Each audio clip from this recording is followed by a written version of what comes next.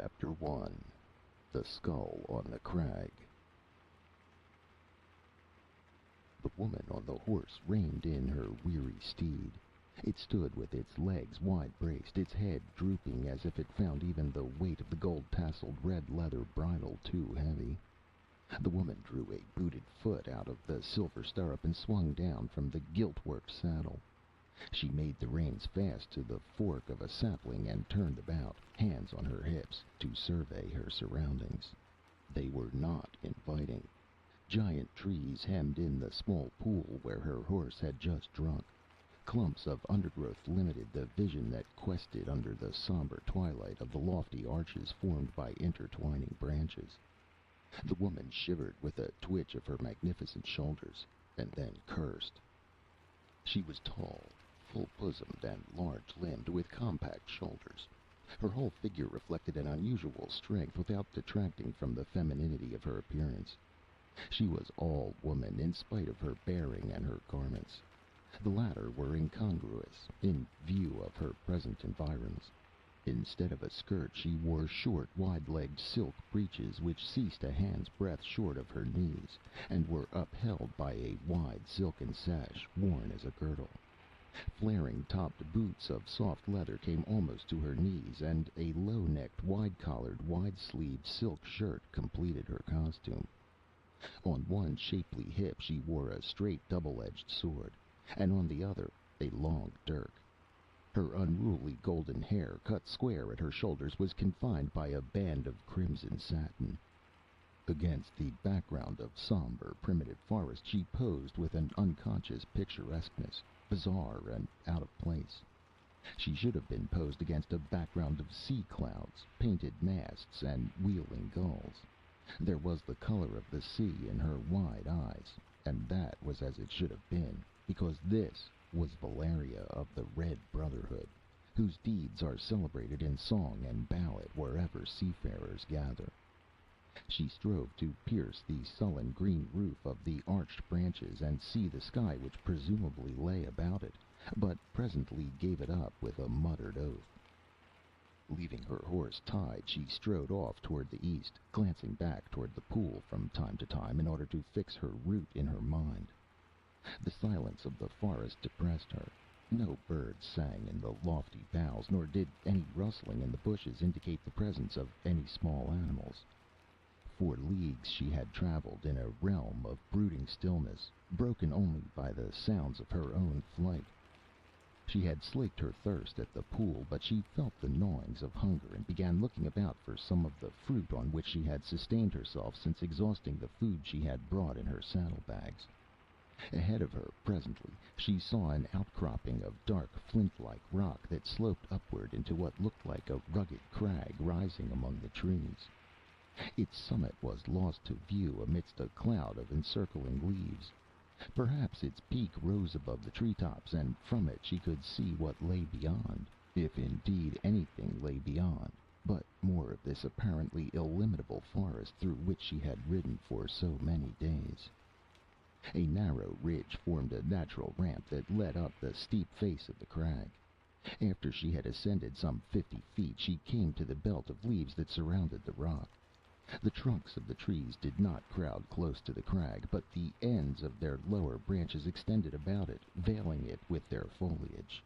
She groped on in leafy obscurity, not able to see either above or below her, but presently she glimpsed blue sky, and a moment later came out in the clear, hot sunlight and saw the forest roof stretching away under her feet. She was standing on a broad shelf, which was about even with the treetops, and from it rose a spire-like jut that was the ultimate peak of the crag she had climbed. But something else caught her attention at the moment. Her foot had struck something in the litter of blown dead leaves which carpeted the shelf. She kicked them aside and looked down on the skeleton of a man. She ran an experienced eye over the bleached frame, but saw no broken bones, nor any sign of violence.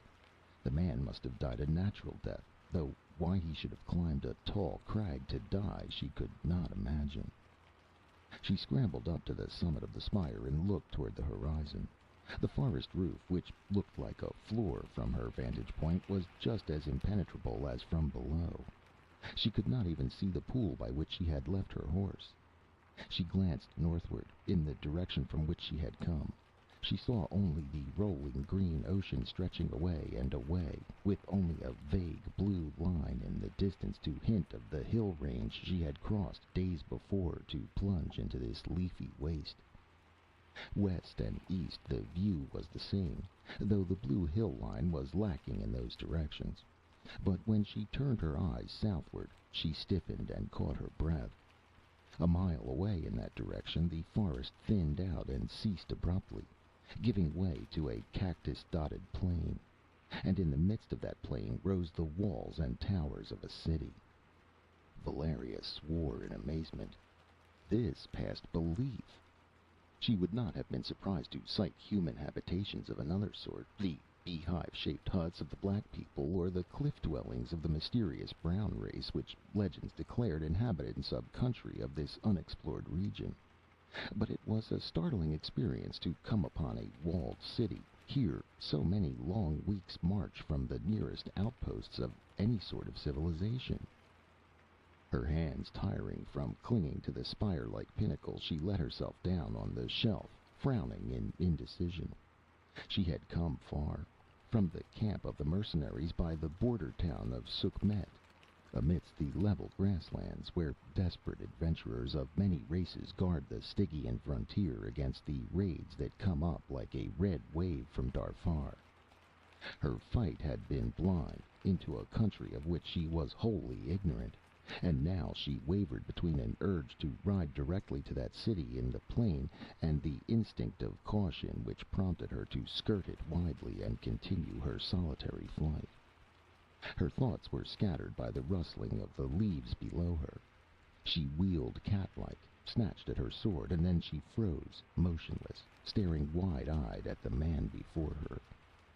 He was almost a giant in stature, muscles rippling smoothly under his skin which the sun had burned brown. His garb was similar to hers, except that he wore a broad leather belt instead of a girdle. Broadsword and poniard hung from this belt. "Conan the Cimmerian?" ejaculated the woman. "What are you doing on my trail?" He grinned hardly, and his fierce blue eyes burned with a light any woman could understand as they ran over her magnificent figure, lingering on the swell of her splendid breasts beneath the light shirt, and the clear white flesh displayed between breeches and boot tops. "Don't you know?" he laughed. "Haven't I made my admiration for you plain ever since I first saw you?" "A stallion could have made it no plainer," she answered disdainfully. "But I never expected to encounter you so far from the ale barrels and meat pots of Sukhmet. Did you really follow me from Zarallo's camp, or were you whipped forth for a rogue?" He laughed at her insolence and flexed his mighty biceps. "You know Zarallo didn't have enough knaves to whip me out of camp," he grinned. "Of course I followed you. Lucky thing for you, too, wench. When you knifed that Stygian officer, you forfeited Zarallo's favor and protection, and you outlawed yourself with the Stygians." "I know it," she replied sullenly. "But what else could I do? You know what my provocation was." "Sure," he agreed. "If I'd been there, I'd have knifed him myself. But if a woman must live in the war camps of men, she can expect such things." Valeria stamped her booted foot and swore. "Why won't men let me live a man's life?" "That's obvious." Again his eager eyes devoured her. "But you were wise to run away. The Stygians would have had you skinned. That officer's brother followed you, faster than you thought, I don't doubt. He wasn't far behind you when I caught up with him. His horse was better than yours. He'd have caught you and cut your throat within a few more miles." "Well?" she demanded. "Well, what?" He seemed puzzled. "What of the Stygian?" "Why, what do you suppose?" he returned impatiently. "I killed him, of course, and left his carcass for the vultures. That delayed me, though, and I almost lost your trail when you crossed the rocky spurs of the hills. Otherwise I'd have caught up with you long ago." "And now you think you'll drag me back to Zarallo's camp?" she sneered. "Don't talk like a fool," he grunted. Come, girl, don't be such a spitfire. I'm not like the Stygian you knifed, and you know it. A penniless vagabond, she taunted. He laughed at her. What do you call yourself? You haven't enough money to buy a new seat for your breeches. Your disdain doesn't deceive me. You know I've commanded bigger ships and more men than you ever did in your life. As for being penniless, what rover isn't most of the time? I've squandered enough gold in the seaports of the world to fill a galleon. You know that, too. Where are the fine ships and the bold lads you commanded now? She sneered.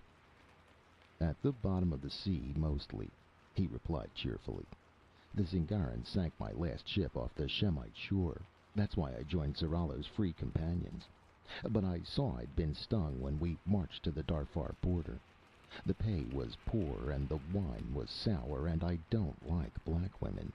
And that's the only kind that came to our camp at Sukhmet. Rings in their noses and their teeth filed. Bah!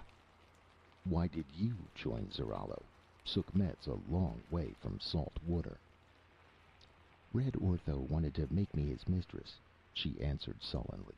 I jumped overboard one night and swam ashore when we were anchored off the Kushite coast, off Zabila, it was. There a Shemite trader told me that Zarallo had brought his free companions south to guard the Darfar border. No better employment offered, I joined an eastbound caravan and eventually came to Sukhmet. It was madness to plunge southward as you did, commented Conan. But it was wise, too, for Zarallo's patrols never thought to look for you in this direction. Only the brother of the man you killed happened to strike your trail. And now what do you intend doing? She demanded. Turn west, he answered. I've been this far south, but not this far east. Many days traveling to the west will bring us to the open savannas where the black tribes graze their cattle. I have friends among them. We'll get to the coast and find a ship. I'm sick of the jungle. Then be on your way, she advised. I have other plans. Don't be a fool. He showed irritation for the first time. You can't keep on wandering through this forest. I can if I choose. But what do you intend doing? That's none of your affair, she snapped. Yes, it is, he answered calmly. Do you think I followed you this far to turn around and ride off empty-handed? Be sensible, wench. I'm not going to harm you. He stepped toward her, and she sprang back, whipping out her sword. Keep back, you barbarian dog! I'll split you like a roast pig! He halted reluctantly and demanded, Do you want me to take that toy away from you and spank you with it? Words. Nothing but words, she mocked, lights like a gleam of the sun on blue water dancing in her reckless eyes. He knew it was the truth.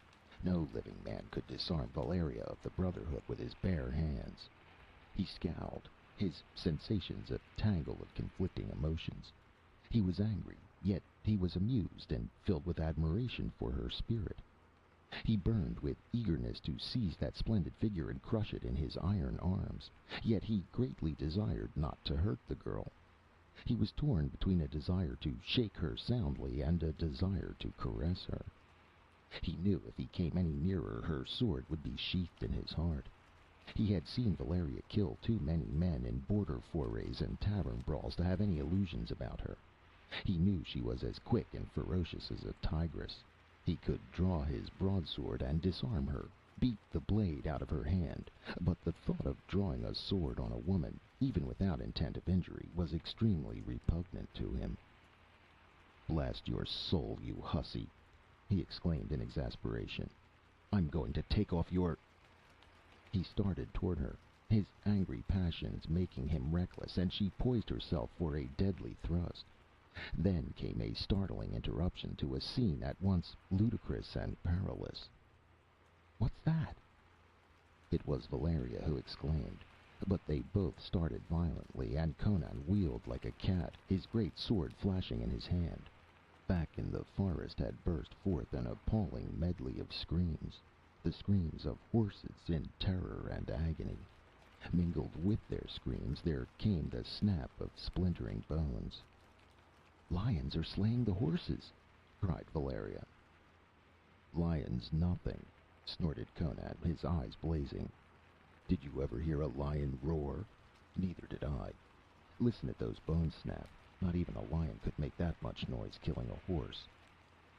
He hurried down the natural ramp, and she followed, their personal feud forgotten in the adventurer's instinct to unite against common peril. The screams had ceased when they worked their way downward through the green veil of leaves that brushed the rock. I found your horse tied by the pool back there, he muttered, treading so noiselessly that she no longer wondered how he had surprised her on the crag. I tied mine beside it and followed the tracks of your boots. Watch now. They had emerged from the belt of leaves and stared down into the lower reaches of the forest. Above them, the green roof spread its dusky canopy. Below them, the sunlight filtered in just enough to make a jade-tinted twilight.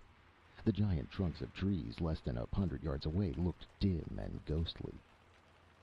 The horses should be beyond that thicket over there, whispered Conan, and his voice might have been a breeze moving through the branches. Listen.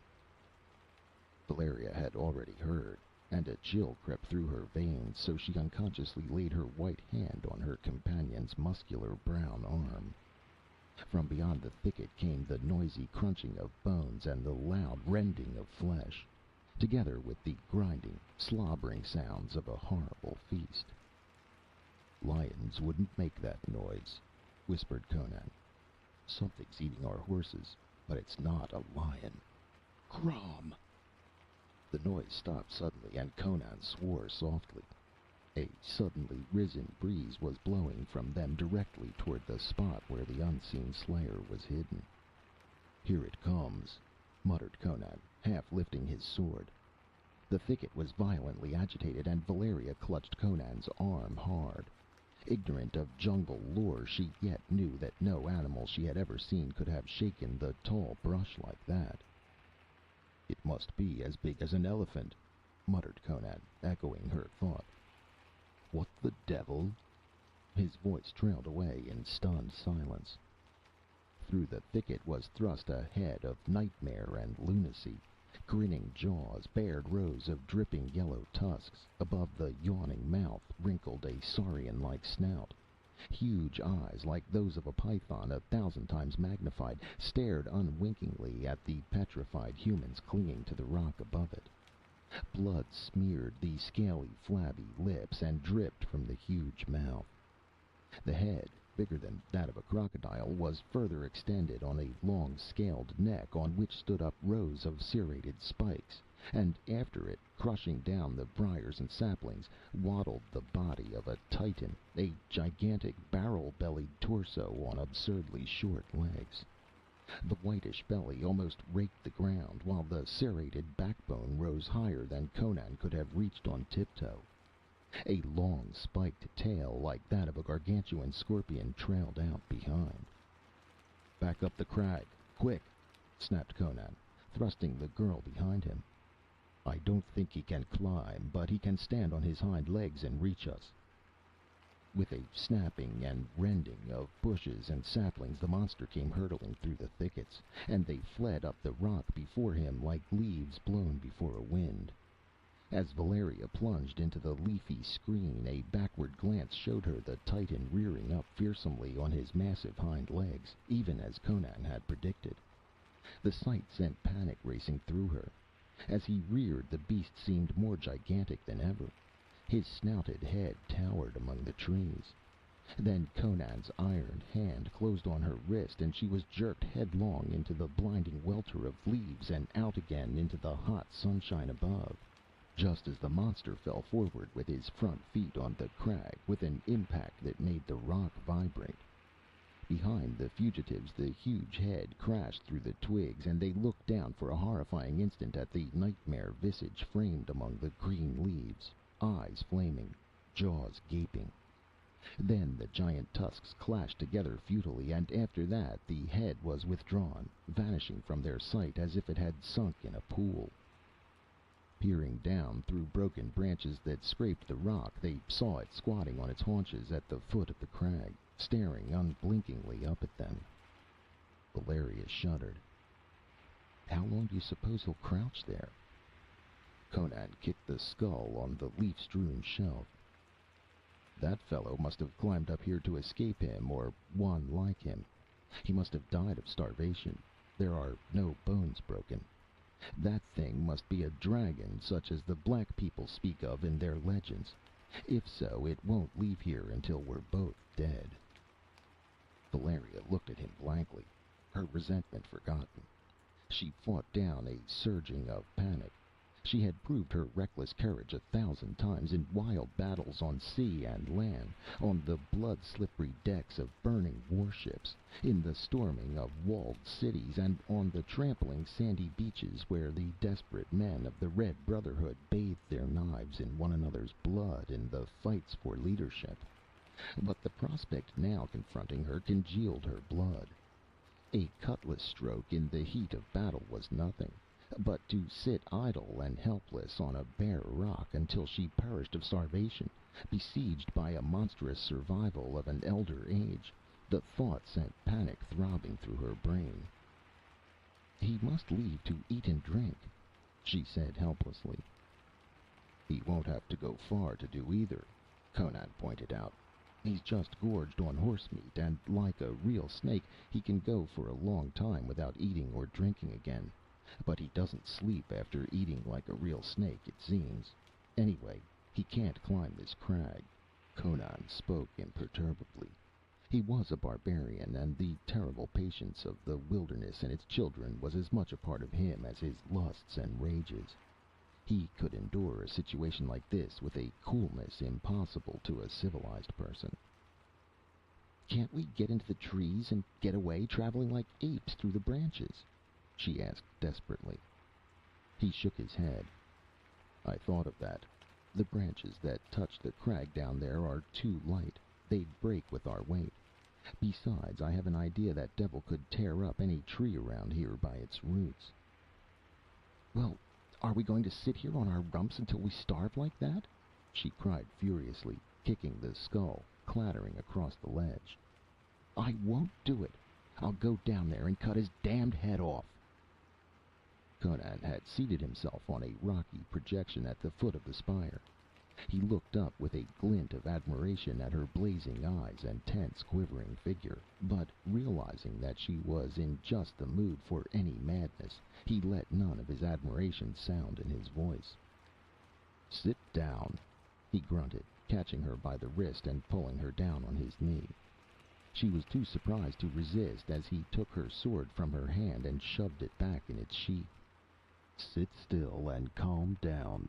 You'd only break your steel on his scales. He'd gobble you up at one gulp, or smash you like an egg with that spiked tail of his. We'll get out of this jam some way, but we shan't do it by getting chewed up and swallowed." She made no reply, nor did she seek to repulse his arms from about her waist. She was frightened, and the sensation was new to Valeria of the Red Brotherhood.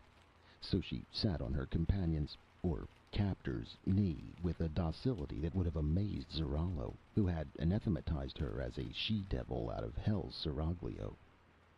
Conan played idly with her curly yellow locks, seemingly intent only upon his conquest. Neither the skeleton at his feet nor the monster crouching below disturbed his mind or dulled the edge of his interest. The girl's restless eyes, roving the leaves below them, discovered splashes of color among the green. It was fruit, large, darkly crimson globes suspended from the boughs of a tree whose broad leaves were a peculiarly rich and vivid green. She became aware of both thirst and hunger, though thirst had not assailed her until she knew she could not descend from the crag to find food and water. "We need not starve," she said. "There is fruit we can reach." Conan glanced where she pointed. "If we ate that, we wouldn't need the bite of the dragon," he grunted. "That's what the black people of Kush call the apples of Derketa. Derketa is the queen of the dead. Drink a little of that juice or spill it on your flesh, and you'd be dead before you could tumble to the foot of this crag." "Oh." She lapsed into dismayed silence. There seemed no way out of their predicament. She reflected gloomily. She saw no way of escape, and Conan seemed to be concerned only with her supple waist and curly tresses. If he was trying to formulate a plan of escape, he did not show it. "If you'll take your hands off me long enough to climb up on that peak," she said presently, "you'll see something that will surprise you." He cast her a questioning glance, then obeyed with a shrug of his massive shoulders. Clinging to the spire-like pinnacle, he stared out over the forest roof. He stood a long moment in silence, posed like a bronze statue on the rock. "It's a walled city, right enough," he muttered presently. "Was that where you were going when you tried to send me off alone to the coast?" "I saw it before you came. I knew nothing of it when I left Sukhmet." "Who'd have thought to find a city here? I don't believe the Stygians ever penetrated this far. Could black people build a city like that? I see no herds on the plain, no signs of cultivation or people moving about." "How could you hope to see all that at this distance?" she demanded. He shrugged his shoulders and dropped down on the shelf. "Well, the folk of the city can't help us just now, and they might not if they could. The people of the Black Countries are generally hostile to strangers. Probably stick us full of spears." He stopped short and stood silent, as if he had forgotten what he was saying, frowning down at the crimson spears gleaming among the leaves. "Spears," he muttered. "What a blasted fool I am not to have thought of that before. That shows what a pretty woman does to a man's mind." "What are you talking about?" she inquired. Without answering her, he descended to the belt of leaves and looked down through them.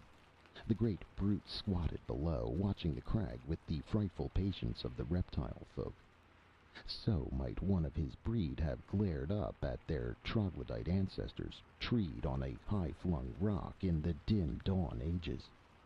Conan cursed him without heat and began cutting branches, reaching out and severing them as far from the end as he could reach.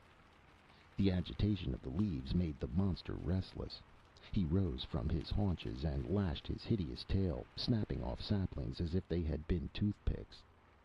Conan watched him warily from the corner of his eye, and just as Valeria believed the dragon was about to hurl himself up the crag again, the Cimmerian drew back and climbed up to the ledge with the branches he had cut. There were 3 of these, slender shafts about 7 feet long, but not larger than his thumb. He had also cut several strands of tough, thin vine. "Branches too light for spear hafts, and creepers no thicker than cords," he remarked, indicating the foliage about the crag. "It won't hold our weight, but there's strength in union. That's what the Aquilonian renegades used to tell us Cimmerians when they came into the hills to raise an army to invade their own country. But we always fight by clans and tribes." "What the devil has that got to do with those sticks?" she demanded. "You wait and see." Gathering the sticks in a compact bundle, he wedged his poniard hilt between them at one end. Then with the vines he bound them together, and when he had completed his task he had a spear of no small strength, with a sturdy shaft 7 feet in length. "What good will that do?" she demanded. "You told me that a blade wouldn't pierce his scales." "He hasn't got scales all over him," answered Conan. "There's more than one way of skinning a panther." Moving down to the edge of the leaves, he reached the spear up and carefully thrust the blade through one of the apples of Derketa, drawing aside to avoid the darkly purple drops that dripped from the pierced fruit. Presently he withdrew the blade and showed her the blue steel stained a dull purplish crimson. "I don't know whether it will do the job or not," quoth he. "There's enough poison there to kill an elephant, but, well, we'll see." Valeria was close behind him as he let himself down among the leaves. Cautiously holding the poisoned pike away from him, he thrust his head through the branches and addressed the monster. "What are you waiting down there for, you misbegotten offspring of questionable parents?" was one of his more printable queries. "Stick your ugly head up here again, you long-necked brute, or do you want me to come down there and kick you loose from your illegitimate spine?" There was more of it, some of it couched in eloquence that made Valeria stare, in spite of her profane education among the seafarers. And it had its effect on the monster. Just as the incessant yapping of a dog worries and enrages more constitutionally silent animals, so the clamorous voice of a man rouses fear in some bestial bosoms and insane rage in others. Suddenly, and with appalling quickness, the mastodonic brute reached up on its mighty hind legs and elongated its neck and body in a furious effort to reach this vociferous pygmy whose clamor was disturbing the primeval silence of its ancient realm. But Conan had judged his distance with precision. Some 5 feet below him, the mighty head crashed terribly but futilely through the leaves, and as the monstrous mouth gaped like that of a great snake, Conan drove his spear into the red angle of the jawbone hinge. He struck downward with all the strength of both arms, driving the long poniard blade to the hilt in the flesh, sinew, and bone. Instantly the jaws clashed convulsively together, severing the triple-pieced shaft and almost precipitating Conan from his perch. He would have fallen but for the girl behind him, who caught his sword belt in a desperate grasp. He clutched at a rocky projection and grinned his thanks back at her. Down on the ground, the monster was wallowing like a dog with pepper in its eyes. He shook his head from side to side, pawed at it, and opened his mouth repeatedly to its widest extent. Presently he got a huge front foot on the stump of the shaft and managed to tear the blade out. Then he threw up his head, jaws wide and spouting blood, and glared up at the crag with such concentrated and intelligent fury that Valeria trembled and drew her sword. The scales along his back and flanks turned from rusty brown to a dull, lurid red. Most horribly, the monster's silence was broken. The sounds that issued from his blood-streaming jaws did not sound like anything that could have been produced by an earthly creation. With harsh, grating roars, the dragon hurled himself at the crag that was the citadel of his enemies. Again and again his mighty head crashed upward through the branches, snapping vainly on empty air. He hurled his full, ponderous weight against the rock until it vibrated from base to crest, and rearing upright, he gripped it with his front legs like a man and tried to tear it up by the roots as if it had been a tree. This exhibition of primordial fury chilled the blood in Valeria's veins, but Conan was too close to the primitive himself to feel anything but a comprehending interest. To the barbarian, no such gulf existed between himself and other men and the animals as existed in the conception of Valeria. The monster below them, to Conan, was merely a form of life differing from himself mainly in physical shape. He attributed to it characteristics similar to his own, and saw in its wrath a counterpart of his rages, in its roars and bellowings merely reptilian equivalents to the curses he had bestowed upon it. Feeling a kinship with all wild things, even dragons, it was impossible for him to experience the sick horror which assailed Valeria at the sight of the brute's ferocity. He sat watching it tranquilly and pointed out the various changes that were taking place in its voice and actions. "The poison's taking hold," he said with conviction. "I don't believe it." To Valeria it seemed preposterous to suppose that anything, however lethal, could have any effect on that mountain of muscle and fury. "There's pain in his voice," declared Conan. "First he was merely angry because of the stinging in his jaw. Now he feels the bite of the poison. Look, he's staggering. He'll be blind in a few more minutes. What did I tell you?" For suddenly the dragon had lurched about and went crashing off through the bushes. "Is he running away?" inquired Valeria uneasily. "He's making for the pool." Conan sprang up, galvanized into swift activity. "The poison makes him thirsty. Come on. He'll be blind in a few moments, but he can smell his way back to the foot of the crag, and if our scent's here still, he'll sit there until he dies, and others of his kind may come at his cries. Let's go." "Down there?" Valeria was aghast. "Sure. We'll make for the city. They may cut our heads off there, but it's our only chance. We may run into 1,000 more dragons on the way, but it's sure death to stay here. If we wait until he dies, we may have 12 more to deal with. After me in a hurry. He went down the ramp as swiftly as an ape, pausing only to aid his less agile companion, who, until she saw the Cimmerian climb, had fancied herself the equal of any man in the rigging of a ship or on the sheer face of a cliff. They descended into the gloom below the branches and slid to the ground silently, though Valeria felt as if the pounding of her heart must surely be heard from far away. A noisy gurgling and lapping beyond the dense thicket indicated that the dragon was drinking at the pool. "As soon as his belly is full, he'll be back," muttered Conan. "It may take hours for the poison to kill him, if it does at all." Somewhere beyond the forest the sun was sinking to the horizon. The forest was a misty twilight place of black shadows and dim vistas.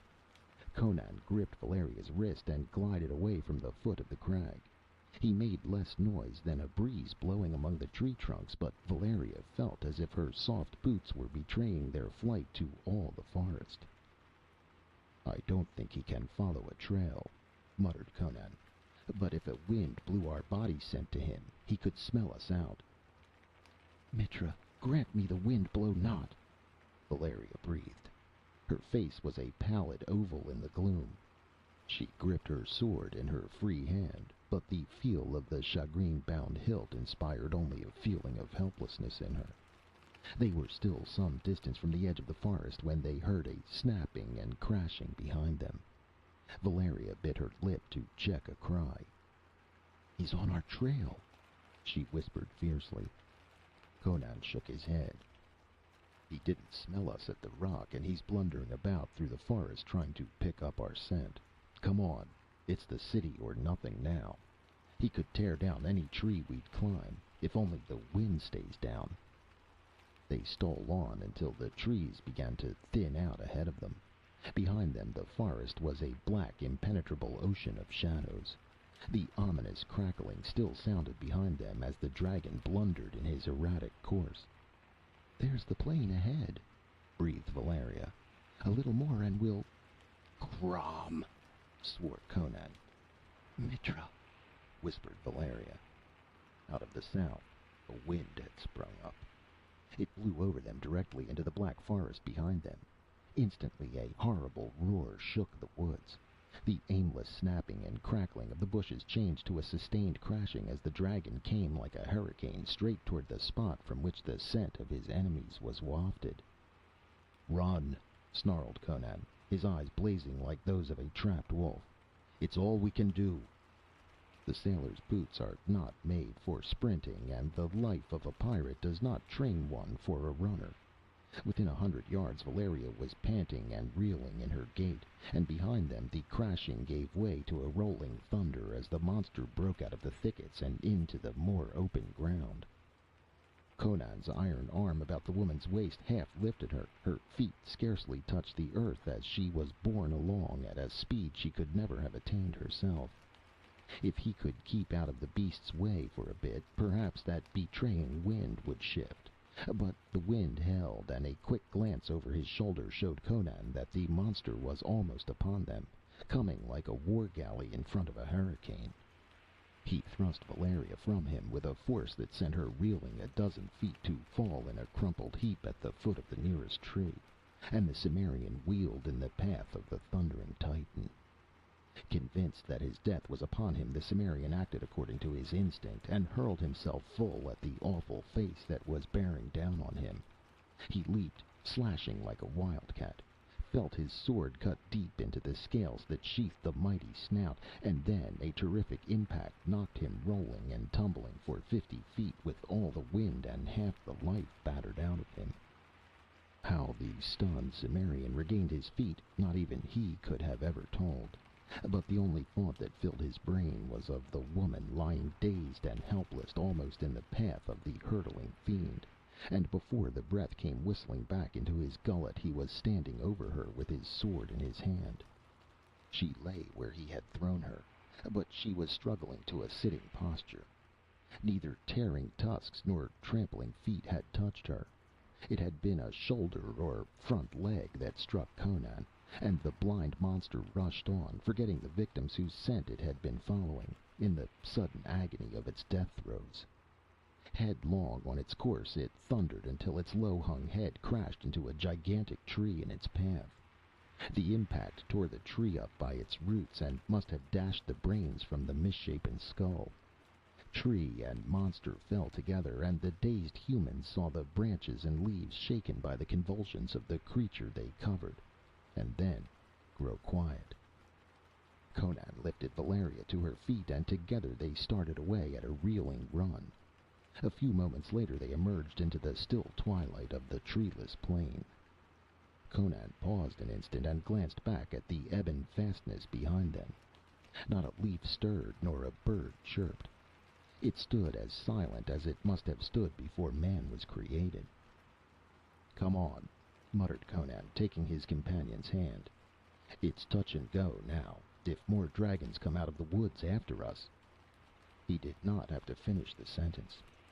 The city looked very far away across the plain, farther than it had looked from the crag. Valeria's heart hammered until she felt as if it would strangle her. At every step she expected to hear the crashing of the bushes and see another colossal nightmare bearing down upon them. But nothing disturbed the silence of the thickets. With the first mile between them and the woods, Valeria breathed more easily. Her buoyant self-confidence began to thaw out again. The sun had set, and darkness was gathering over the plain, lighted a little by the stars that made stunted ghosts out of the cactus growths. "No cattle, no plowed fields," muttered Conan. "How do these people live?" "Perhaps the cattle are in pens for the night," suggested Valeria, "and the fields and grazing pastures are on the other side of the city." "Maybe," he grunted. "I didn't see any from the crag, though." The moon came up behind the city, etching walls and towers blackly in the yellow glow. Valeria shivered.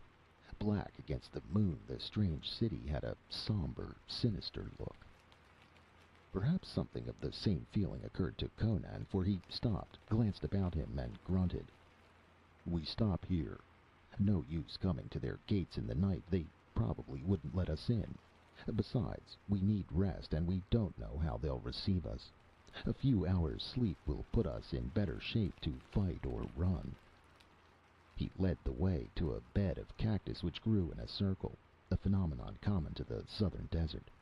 With his sword he chopped an opening and motioned Valeria to enter. "We'll be safe from snakes here, anyhow." She glanced fearfully back toward the black line that indicated the forest some 6 miles away. "Suppose a dragon comes out of the woods?" "We'll keep watch," he answered, though he made no suggestion as to what they would do in such an event. He was staring at the city a few miles away. Not a light shone from spire or tower. A great black mass of mystery, it reared cryptically against the moonlit sky. "Lie down and sleep. I'll keep the first watch." She hesitated, glancing at him uncertainly, but he sat down cross-legged in the opening, facing toward the plain, his sword on his knees, his back to her. Without further comment, she lay down on the sand inside the spiky circle. "Wake me when the moon is at its zenith," she directed. He did not reply, nor look toward her. Her last impression as she sank into slumber was of his muscular figure, immobile as a statue hewn out of bronze, outlined against the low-hanging stars.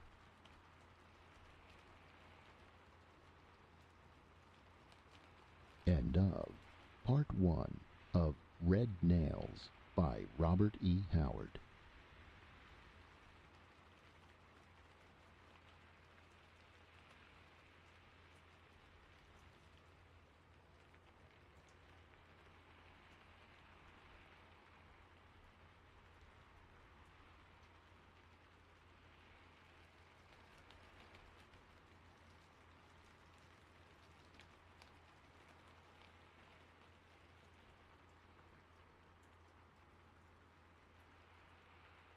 Chapter 2 By the Blaze of the Fire Jewels.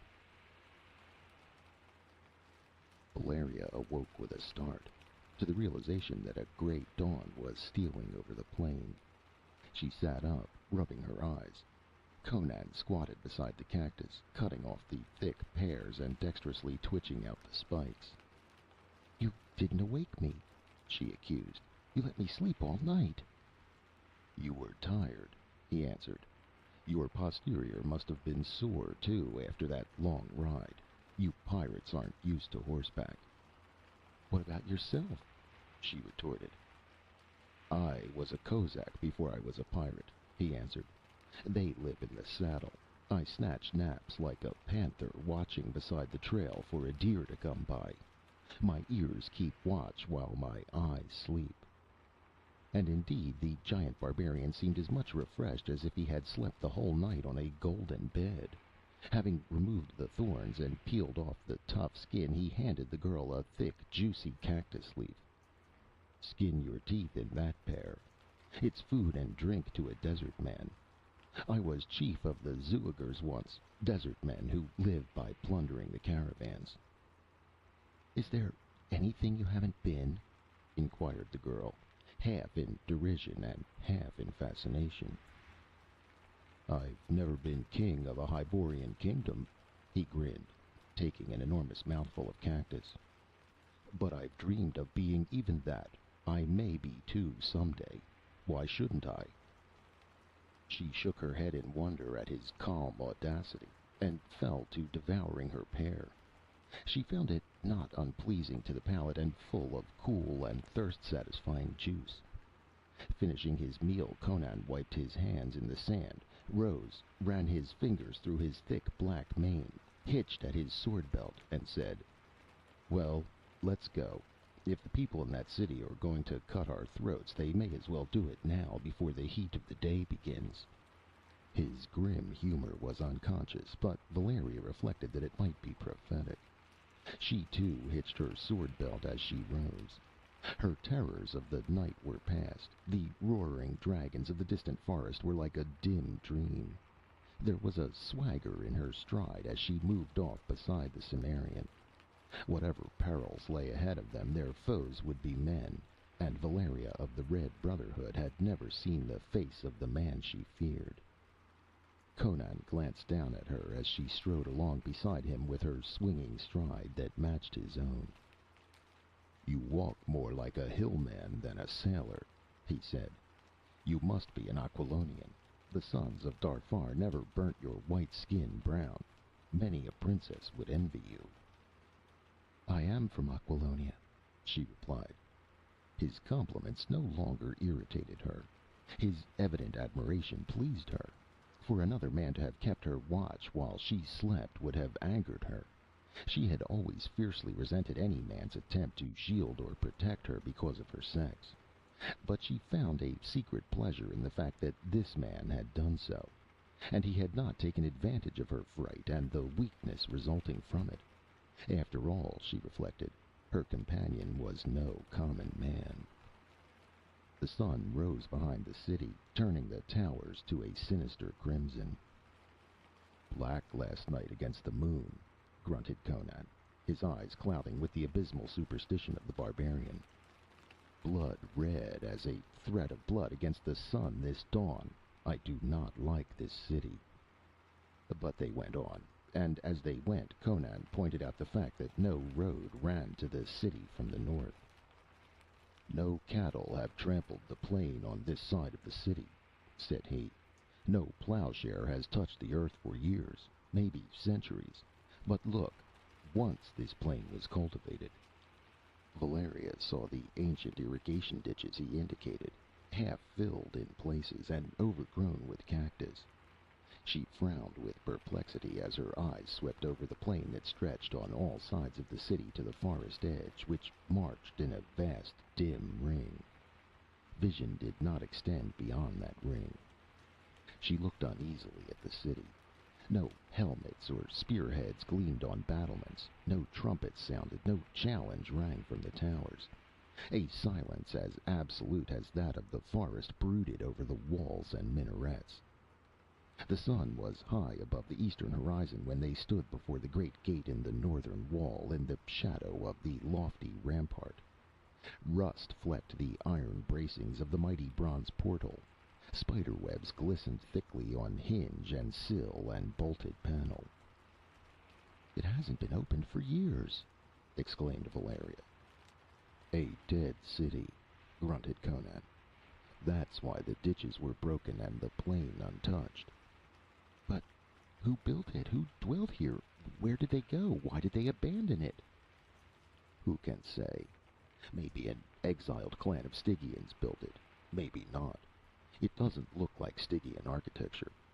Maybe the people were wiped out by enemies or a plague exterminated them."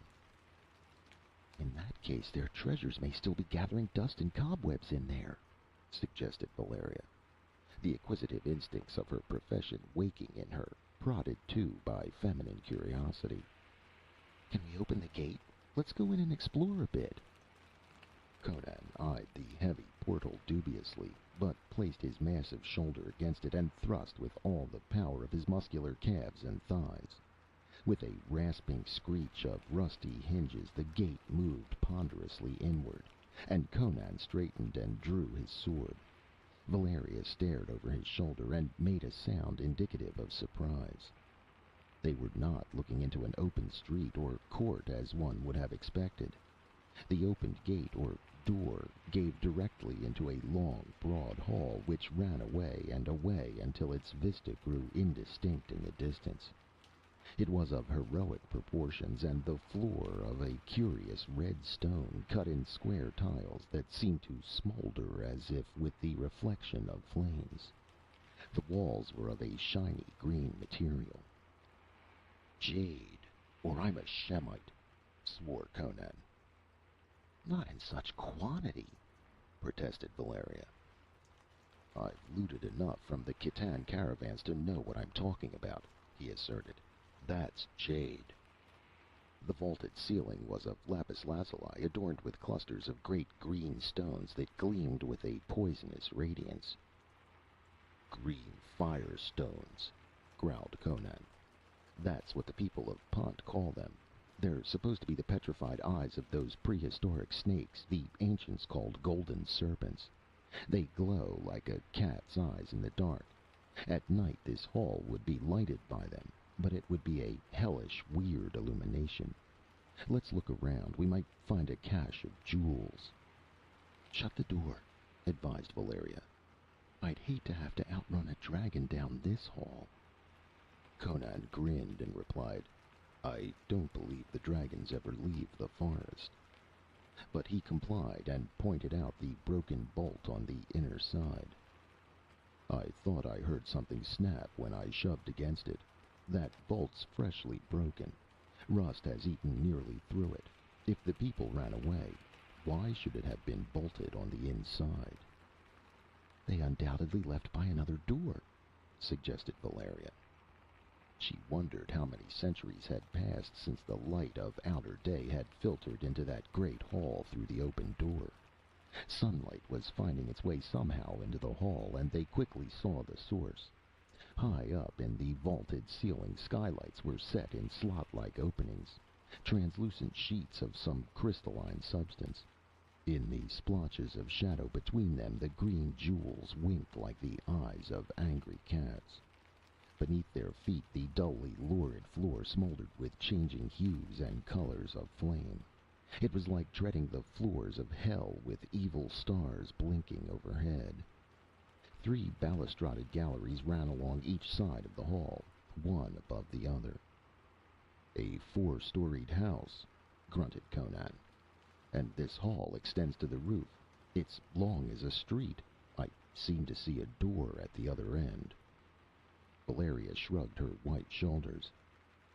"Your eyes are better than mine, then, though I'm accounted sharp-eyed among the sea rovers." They turned into an open door at random and traversed a series of empty chambers, floored like the hall, and with walls of the same green jade, or of marble or ivory or chalcedony, adorned with friezes of bronze, gold, or silver. In the ceilings the green fire gems were set, and their light was as ghostly and elusive as Conan had predicted. Under the witch-fire glow the intruders moved like specters. Some of the chambers lacked this illumination, and their doorways showed black as the mouth of the pit. These Conan and Valeria avoided, keeping always to the lighted chambers. Cobwebs hung in the corners, but there was no perceptible accumulation of dust on the floor or on the tables and seats of marble, jade, or carnelian, which occupied the chambers. Here and there were rugs of that silk known as khitan, which is practically indestructible. Nowhere did they find any windows or doors opening into streets or courts. Each door merely opened into another chamber or hall. "Why don't we come to a street?" grumbled Valeria. "This place, or whatever we're in, must be as big as the king of Turan's seraglio." "They must not have perished of plague," said Conan, meditating upon the mystery of the empty city. "Otherwise we'd find skeletons. Maybe it became haunted and everybody got up and left. Maybe—" "Maybe hell," broke in Valeria rudely. "We'll never know. Look at these friezes. They portray men. What race do they belong to?" Conan scanned them and shook his head. "I never saw people exactly like them. But there's the smack of the East about them. Vendhya, maybe, or Kosala." "Were you a king in Kosala?" she asked, masking her keen curiosity with derision. "No, but I was a war chief of the Afghulis, who live in the Himalayan mountains above the borders of Vendhya. These people favor the Kosalans, but why should Kosalans be building a city this far to west?" The figures portrayed were those of slender, olive-skinned men and women, with finely chiseled exotic features. They wore filmy robes and many delicate jeweled ornaments, and were depicted mostly in attitudes of feasting, dancing, or love-making. "Easterners, all right," grunted Conan. "But from where, I don't know. They must have lived a disgustingly peaceful life, though, or they'd have scenes of wars and fights. Let's go up that stair." It was an ivory spiral that wound up from the chamber in which they were standing.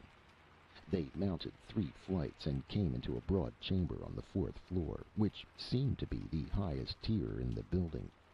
Skylights in the ceiling illuminated the room, in which light the fire gems winked pallidly. Glancing through the doors, they saw, except on one side, a series of similarly lighted chambers. This other door opened upon a balustraded gallery that overhung a hall much smaller than the one they had recently explored on the lower floor. "Hell!" Valeria sat down disgustedly on a jade bench. "The people who deserted this city must have taken all their treasures with them. I'm tired of wandering through these bare rooms at random." "All these upper chambers seem to be lighted," said Conan. "I wish we could find a window that overlooked the city. Let's have a look through that door over there." "You have a look," advised Valeria. "I'm going to sit here and rest my feet." Conan disappeared through the door opposite that one opening upon the gallery, and Valeria leaned back with her hands clasped behind her head, and thrust her booted legs out in front of her. These silent rooms and halls, with their gleaming green clusters of ornaments and burning crimson floors, were beginning to depress her. She wished they could go find their way out of the maze into which they had wandered and emerge into a street. She wondered idly what furtive, dark feet had glided over these flaming floors in past centuries, how many deeds of cruelty and mystery those winking ceiling gems had blazed down upon. It was a faint noise that brought her out of her reflections. She was on her feet with her sword in her hand before she realized what had disturbed her. Conan had not returned, and she knew it was not he that she had heard. The sound had come from somewhere beyond the door that opened onto the gallery. Soundlessly, in her soft leather boots, she glided through it, crept across the balcony, and peered down between the heavy balustrades. A man was stealing along the hall. The sight of a human being in this supposedly deserted city was a startling shock. Crouching down behind the stone balusters, with every nerve tingling, Valeria glared down at the stealthy figure. The man in no way resembled the figures depicted in the friezes. He was slightly above middle height, very dark, though not negroid. He was naked but for a scantily silk clout that only partly covered his muscular hips, and a leather girdle, a hand's breadth broad, about his lean waist. His long black hair hung in lank strands about his shoulders, giving him a wild appearance. He was gaunt, but knots and cords of muscles stood out on his arms and legs, without that fleshy padding that presents a pleasing symmetry of contour. He was built with an economy that was almost repellent. Yet it was not so much his physical appearance as his attitude that impressed the woman who watched him. He slunk along, stooped in a semi-crouch, his head turning from side to side. He grasped a wide-tipped blade in his right hand, and she saw it shake with the intensity of the emotion that gripped him. He was afraid, trembling in the grip of some dire terror. When he turned his head, she caught the blaze of wild eyes among the lank strands of black hair. He did not see her. On tiptoe, he glided across the hall and vanished through an open door. A moment later, she heard a choking cry, and then silence fell again. Consumed with curiosity, Valeria glided along the gallery until she came to a door above the one through which the man had passed. It opened into another, smaller gallery that encircled a large chamber. This chamber was on the third floor, and its ceiling was not so high as that of the hall. It was lighted only by the firestones, and their weird green glow left the spaces under the balcony in shadows. Valeria's eyes widened. The man she had seen was still in the chamber. He lay face down on a dark crimson carpet in the middle of the room. His body was limp, his arms spread wide. His curved sword lay near him. She wondered why he should lie there so motionless. Then her eyes narrowed as she stared down at the rug on which he lay. Beneath and about him the fabric showed a slightly different color, a deeper, brighter crimson. Shivering slightly, she crouched down closer behind the balustrade, intently scanning the shadows under the overhanging gallery. They gave up no secret. Suddenly another figure entered the grim drama. He was a man similar to the first, and he came in by a door opposite that which gave upon the hall. His eyes glared at the sight of the man on the floor, and he spoke something in a staccato voice that sounded like "Chickmack." The other did not move.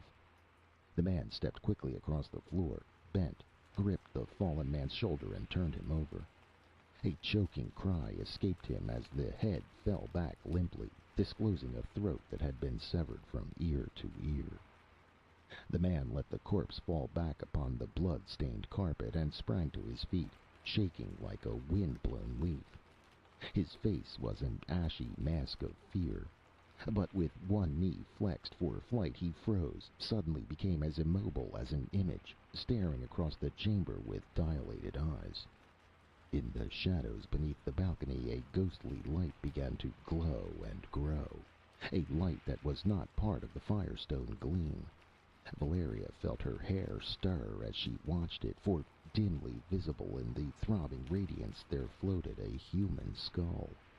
And it was from this skull, human yet appallingly misshapen, that the spectral light seemed to emanate. It hung there like a disembodied head, conjured out of the night and the shadows, growing more and more distinct, human, and yet not human as she knew humanity. The man stood motionless, an embodiment of paralyzed horror, staring fixedly at the apparition. The thing moved out from the wall, and a grotesque shadow moved with it. Slowly the shadow became visible as a man-like figure whose naked torso and limbs shone whitely with the hue of bleached bones. The bare skull on his shoulders grinned eyelessly in the midst of its unholy nimbus, and the man confronting it seemed unable to take his eyes from it. He stood still, his sword dangling from nerveless fingers, on his face the expression of a man bound by the spells of a mesmerist. Valeria realized that it was not fear alone that paralyzed him. Some hellish quality of that throbbing glow had robbed him of his power to think and act.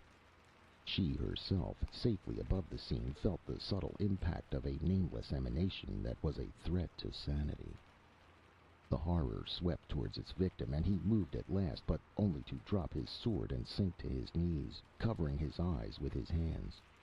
Dumbly he awaited the stroke of the blade that now gleamed in the apparition's hand as it reared above him like death triumphant over mankind. Valeria acted according to the first impulse of her wayward nature. With one tigerish movement she was over the balustrade and dropping to the floor behind the awful shape. It wheeled at the thud of her soft boots on the floor, but even as it turned, her keen blade lashed down, and a fierce exultation swept her as she felt the edge cleave solid flesh and mortal bone. The apparition cried out gurglingly and went down, severed through shoulder, breastbone, and spine, and as it fell the burning skull rolled clear, revealing a lank mop of black hair and a dark face twisted in the convulsions of death. Beneath the horrific masquerade there was a human being, a man similar to the one kneeling supinely on the floor. The latter looked up at the sound of the blow and the cry, and now he glared in wide-eyed amazement at the white-skinned woman who stood over the corpse with a dripping sword in her hand. He staggered up, yammering as if the sight had almost unseated his reason. She was amazed to realize that she understood him. He was gibbering in the Stygian tongue, though in a dialect unfamiliar to her. Who are you? Whence come you? What do you in Zushotl?" Then rushing on, without waiting for her to reply. "But you are a friend, goddess or devil, it makes no difference. You have slain the burning skull. It was but a man beneath it after all. We deemed it a demon they conjured up out of the catacombs. Listen." He stopped short in his ravings and stiffened, straining his ears with painful intensity. The girl heard nothing. "We must hasten," he whispered. "They are west of the great hall. They may be all around us here. They may be creeping upon us even now." He seized her wrist in a convulsive grasp she found hard to break. "Whom do you mean by they?" she demanded. He stared at her uncomprehendingly for an instant, as if he found her ignorance hard to understand. "They?" he stammered vaguely. Why, the people of Xotalanc, the clan of the man you slew. They who dwell by the eastern gate." "You mean to say this city is inhabited?" she exclaimed. Aye. He was writhing in the impatience of apprehension. "Come away. Come quick. We must return to Tecuhltli." "Where is that?" she demanded. "The quarter by the western gate." He had her wrist again and was pulling her toward the door through which he had first come. Great beads of perspiration dripped from his dark forehead, and his eyes blazed with terror. "Wait a minute," she growled, flinging off his hand. "Keep your hands off me or I'll split your skull. What's all this about? Who are you? Where would you take me?" He took a firm grip on himself, casting glances to all sides, and began speaking so fast his words tripped over each other. "My name is Zushotl. I am of Tecuhltli. I and this man who lies with his throat cut came into the halls of science to try and ambush some of the Xotalancas. But we became separated, and I returned here to find him with his gullet slit. The burning skull did it, I know, just as he would have slain me had you not killed him. But perhaps he was not alone. Others may be stealing from Xotalanc. The gods themselves blench at the fate of those they take alive." At the thought he shook as with an ague, and his dark skin grew ashy. Valeria frowned puzzledly at him. She sensed intelligence behind this rigmarole, but it was meaningless to her. She turned toward the skull, which still glowed and pulsed on the floor, and was reaching a booted toe tentatively toward it, when the man who called himself Zushotl sprang forward with a cry. "Do not touch it! Do not even look at it! Madness and death lurk in it. The wizards of Xotalanc understand its secret. They found it in the catacombs, where lie the bones of terrible kings who ruled in Zushotl in the black centuries of the past. To gaze upon it freezes the blood and withers the brain of a man who understands not its mystery. Touch it, and it causes madness and destruction." She scowled at him uncertainly. He was not a reassuring figure with his lean, muscle-knotted frame and snaky locks. In his eyes, behind the glow of terror, lurked a weird light she had never seen in the eyes of a man wholly sane. Yet he seemed sincere in his protestations. "Come!" he begged, reaching for her hand and then recoiling as he remembered her warning. "You are a stranger. How you came here I do not know, but if you were a goddess or a demon, come to aid Zushotl, you would know all the things you have asked me. You must be from beyond the great forest whence our ancestors came, but you are our friend, or you would not have slain my enemy. Come, quickly, before the Xotalangas find us and slay us." From his repellent, impassioned face she glanced to the sinister skull, smoldering and glowing on the floor near the dead man. It was like a skull seen in a dream, undeniably human, yet with disturbing distortions and malformations of contour and outline. In life, the wearer of that skull must have presented an alien and monstrous aspect. Life? It seemed to possess some sort of life of its own. Its jaws yawned at her and snapped together. Its radiance grew brighter, more vivid, yet the impression of nightmare grew too. It was a dream. All life was a dream. It was Zushottl's urgent voice which snapped Valeria back from the dim gulfs whither she was drifting. "Do not look at the skull! Do not look at the skull!" It was a far cry from across unreckoned voids. Valeria shook herself like a lion shaking his mane. Her vision cleared. Zushotl was chattering. "In life it housed the awful brain of a king of magicians. It holds still the life and fire of magic drawn from outer spaces." With a curse, Valeria leaped, lithe as a panther, and the skull crashed to flaming bits under her swinging sword. Somewhere in the room, or in the void, or in the dim reaches of her consciousness, an inhuman voice cried out in pain and rage. Zushottl's hand was plucking at her arm, and he was gibbering. "You have broken it. You have destroyed it. Not all the black arts in Xotalanc can rebuild it. Come away. Come away quickly, now!" "But I can't go," she protested. "I have a friend somewhere nearby." The flare of his eyes cut her short as he stared past her with an expression grown ghastly. She wheeled just as four men rushed through as many doors, converging on the pair in the center of the chamber. They were like the others she had seen, the same knotted muscles bulging on otherwise gaunt limbs, the same lank blue-black hair, the same mad glare in their wide eyes. They were armed and clad like Zushotl, but on the breast of each was painted a white skull. There were no challenges or war cries. Like blood-mad tigers, the men of Xotalanc sprang at the throats of their enemies. Zushotl met them with the fury of desperation, ducked the swipe of a wide-headed blade, and grappled with the wielder, and bore him to the floor, where they rolled and wrestled in murderous silence. The other three swarmed on Valeria, their weird eyes red as the eyes of mad dogs. She killed the first who came within reach before he could strike a blow, her long straight blade splitting his skull even as his own sword lifted for a stroke. She sidestepped a thrust even as she parried a slash. Her eyes danced and her lips smiled without mercy. Again she was Valeria of the Red Brotherhood, and the hum of her steel was like a bridal song in her ears. Her sword darted past a blade that sought to parry, and sheathed 6 inches of its point in a leather-guarded midriff. The man gasped agonizedly and went to his knees, but his tall mate lunged in ferocious silence, raining blow on blow so furiously that Valeria had no opportunity to counter. She stepped back coolly, parrying the strokes and watching for her chance to thrust home. He could not long keep up that flailing whirlwind. His arm would tire, his wind would fail, he would weaken, falter, and then her blade would slide smoothly into his heart. A sidelong glance showed her Zushotl kneeling on the breast of his antagonist and striving to break the other's hold on his wrist and to drive home a dagger.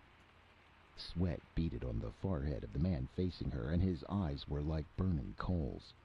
Smite as he would, he could not break past nor beat down her guard.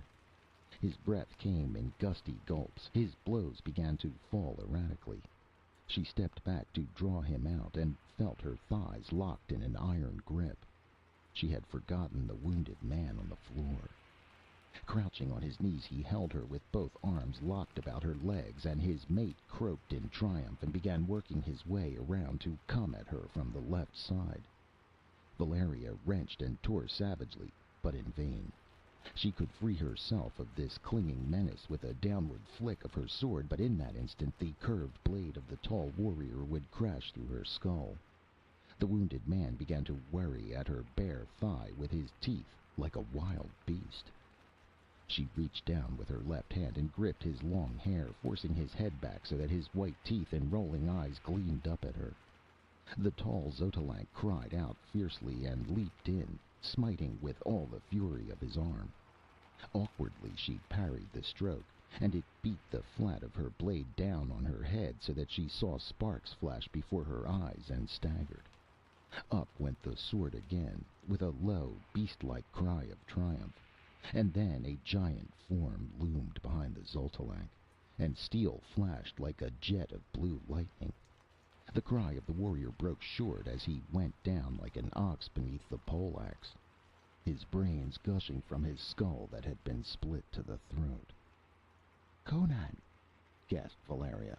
In a gust of passion she turned on the Xotalanc, whose long hair she still gripped in her left hand. "Dog of hell!" Her blade swished as it cut the air in an upswinging arc with a blur in the middle, and the headless body slumped down, spurting blood. She hurled the severed head across the room. "What the devil's going on here?" Conan bestrode the corpse of the man he had killed, broadsword in hand, glaring about him in amazement. Zushotl was rising from the twitching figure of the last Xotalanc, shaking red drops from his dagger. He was bleeding from the stab deep in the thigh. He stared at Conan with dilated eyes. "What is all this?" Conan demanded again, not yet recovered from the stunning surprise of finding Valeria engaged in a savage battle with these fantastic figures in a city he had thought empty and uninhabited. Returning from an aimless exploration of the upper chambers to find Valeria missing from the room where he had left her, he had followed the sounds of strife that burst on his dumbfounded ears. "5 dead dogs!" exclaimed Zushotl, his flaming eyes reflecting a ghastly exultation. "5 slain, 5 crimson nails for the black pillar. The gods of blood be thanked." He lifted quivering hands on high, and then, with the face of a fiend, he spat on the corpses and stamped on their faces, dancing in his ghoulish glee. His recent allies eyed him in amazement, and Conan asked in the Aquilonian tongue, "Who is this madman?" Valeria shrugged her shoulders. "He says his name's Zushotl. From his babblings, I gather that his people live at one end of this crazy city, and these others at the other end. Maybe we'd better go with him. He seems friendly, and it's easy to see that the other clan isn't." Zushotl had ceased his dancing and was listening again, his head tilted sidewise, like a dog, triumph struggling with fear in his repellent countenance. "Come away now," he whispered. "We have done enough. 5 dead dogs. My people will welcome you. They will honor you. But come. It is far to Tecuhltli. At any moment the Xotalancus may come on us in numbers too great even for your swords." "Lead the way," grunted Conan. Tecuhltli instantly mounted a stair leading up to the gallery, beckoning them to follow him, which they did, moving rapidly to keep on his heels.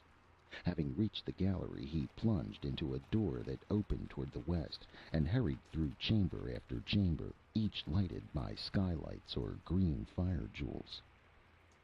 "What sort of place can this be?" muttered Valeria under her breath. "Crom knows," answered Conan. "I've seen his kind before, though. They live on the shores of Lake Zuad, near the border of Kush. They're a sort of mongrel, Stygians mixed with another race that wandered into Stygia from the east some centuries ago and were absorbed by them. They're called Tlazitlans. I'm willing to bet it wasn't they who built this city, though." Techotl's fear did not seem to diminish as they drew away from the chamber where the dead men lay. He kept twisting his head on his shoulder to listen for sounds of pursuit, and stared with burning intensity into every doorway they passed. Valeria shivered in spite of herself. She feared no man, but the weird floor beneath her feet, the uncanny jewels over her head, dividing the lurking shadows among them, the stealth and terror of their guide impressed her with a nameless apprehension, a sensation of lurking inhuman peril. "They may be between us and Tecuhltli," he whispered once. "We must beware lest they be lying in wait." "Why don't we get out of this infernal place and take to the streets?" demanded Valeria. "There are no streets in Zushotl," he answered. "No squares or open courts. The whole city is built like one giant palace under one great roof. The nearest approach to a street is the great hall which traverses the city from the north gate to the south gate. The only doors opening into the outer world are the city gates through which no living man has passed for 50 years. "How long have you dwelt here?" asked Conan. "I was born in the castle of Tecuhltli 35 years ago. I have never set foot outside the city. For the love of the gods, let us go silently. These halls may be full of lurking devils. Olmec shall tell you all when we reach Tecuhltli." So in silence they glided on, with the green firestones blinking overhead and the flaming floors smoldering under their feet. And it seemed to Valeria as if they fled through hell, guided by a dark-faced, lank-haired goblin. Yet it was Conan who halted them as they were crossing an unusually wide chamber. His wilderness-bred ears were keener even than the ears of Zushotl, whetted though these were by a lifetime of warfare in those silent corridors. "You think some of your enemies may be ahead of us, lying in ambush?" "They prowl through these rooms at all hours," answered Zushotl. "As do we. The halls and chambers between Tecuhltli and Xotalanc are a disputed region, owned by no man. We call it the Halls of Silence. Why do you ask?" "Because men are in the chambers ahead of us," answered Conan. "I heard steel clink against stone." Again a shaking seized Zushotl, and he clenched his teeth to keep them from chattering. "Perhaps they are your friends," suggested Valeria. "We dare not chance it," he panted, and moved with frenzied activity. He turned aside and glided through a doorway on the left which led into a chamber from which an ivory staircase wound down into darkness. "This leads to an unlighted corridor below us," he hissed, great beads of perspiration standing out on his brow. "They may be lurking there, too. It may all be a trick to draw us into it, but we must take the chance that they have laid their ambush in the rooms above. Come, swiftly now." Softly as phantoms they descended the stair and came to the mouth of a corridor black as night. They crouched there for a moment, listening, and then melted into it. As they moved along, Valeria's flesh crawled between her shoulders in momentary expectation of a sword thrust in the dark.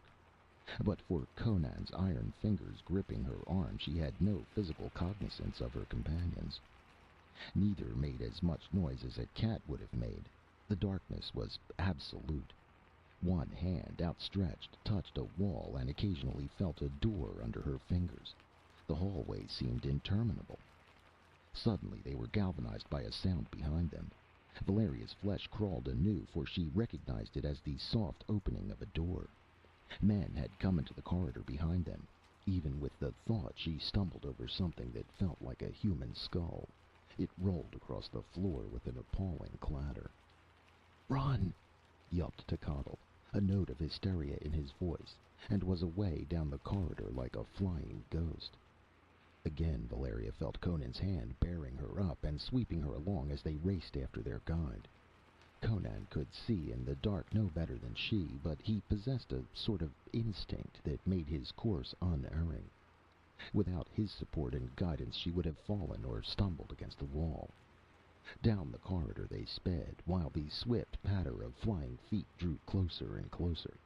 And then suddenly Zushotl panted, "Here is the stair! After me! Quick! Ah, quick!"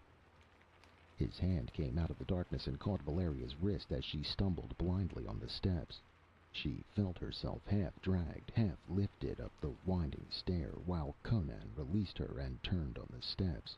his ears and instincts telling him their foes were hard at their backs, and the sounds were not all those of human feet. Something came writhing up the steps, something that slithered and rustled and brought a chill in the air with it. Conan lashed down with his great sword and felt the blade shear through something that might have been flesh and bone and cut deep into the stair beneath. Something touched his foot that chilled like the touch of frost, and then the darkness beneath him was disturbed by a frightful thrashing and lashing, and a man cried out in agony. The next moment Conan was racing up the winding staircase and through a door that stood open at the head. Valeria and Zushotl were already through, and Zushotl slammed the door and shot a bolt across it, the first Conan had seen since they left the outer gate. Then he turned and ran across the well-lighted chamber into which they had come, and as they passed through the farther door, Conan glanced back and saw the door groaning and straining under heavy pressure, violently applied from the other side. Though Zushotl did not abate either his speed or his caution, he seemed more confident now. He had the air of a man who has come into familiar territory with call of friends. But Conan renewed his terror by asking, "What was that thing that I fought on the stair?" "The men of Xotalanc," answered Zushotl, without looking back. "I told you the halls were full of them." "This wasn't a man," grunted Conan. "It was something that crawled, and it was as cold as ice to the touch. I think I cut it asunder. It fell back on the men who were following us, and must have killed one of them in its death throes." Zuchotl's head jerked back, his face ashy again. Convulsively he quickened his pace. It was the crawler, a monster they have brought out of the catacombs to aid them. What it is, we do not know, but we have found our people hideously slain by it. In Set's name, hasten!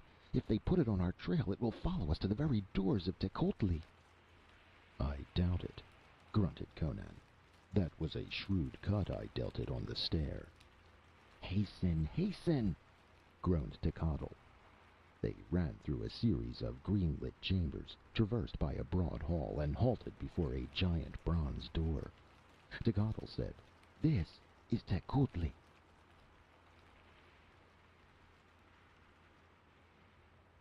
End of Part 2 of Red Nails by Robert E. Howard.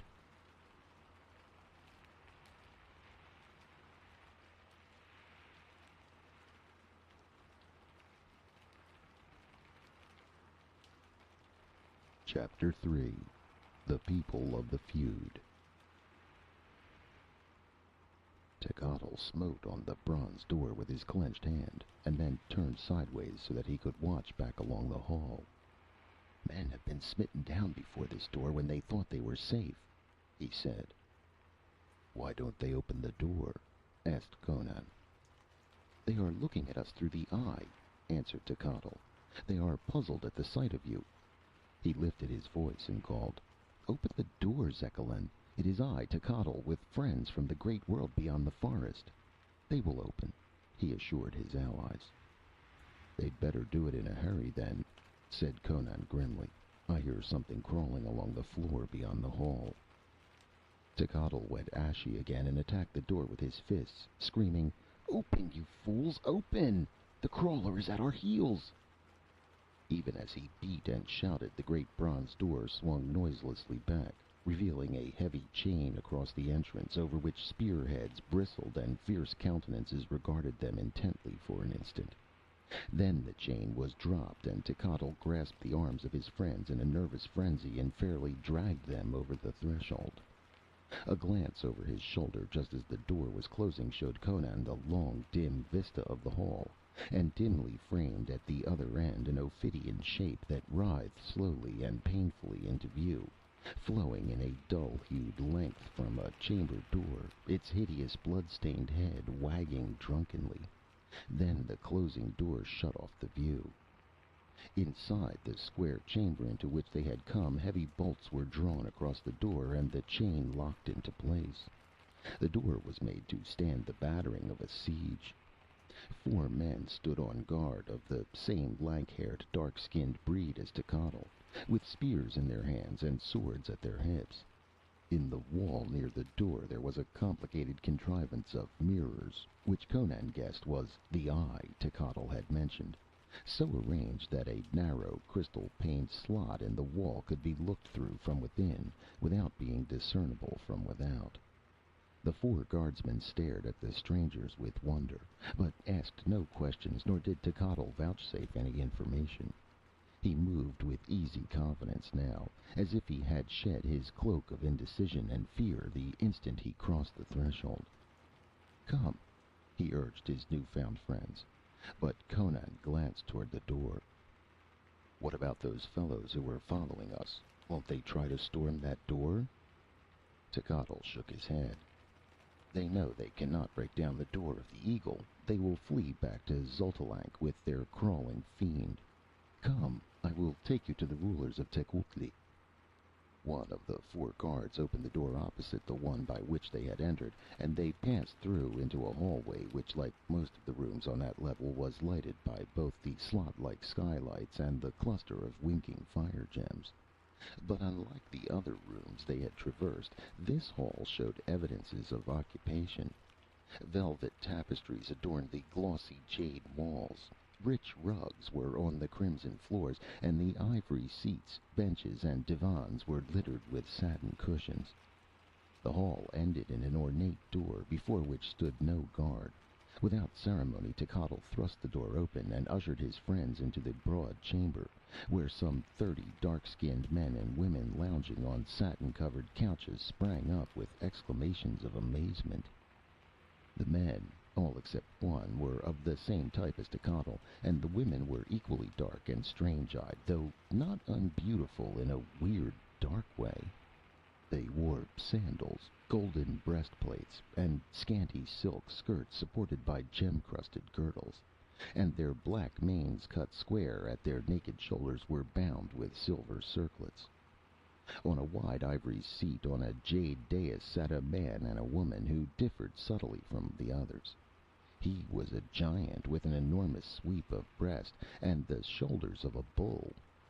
Unlike the others, he was bearded, with a thick blue-black beard which fell almost to his broad girdle. He wore a robe of purple silk which reflected changing sheens of color with his every movement, and one wide sleeve drawn back to his elbow revealed a forearm massive with corded muscles. The band which confined his blue-black locks was set with glittering jewels. The woman beside him sprang to her feet with a startled exclamation as the strangers entered, and her eyes, passing over Conan, fixed themselves with burning intensity on Valeria. She was tall and lithe, by far the most beautiful woman in the room.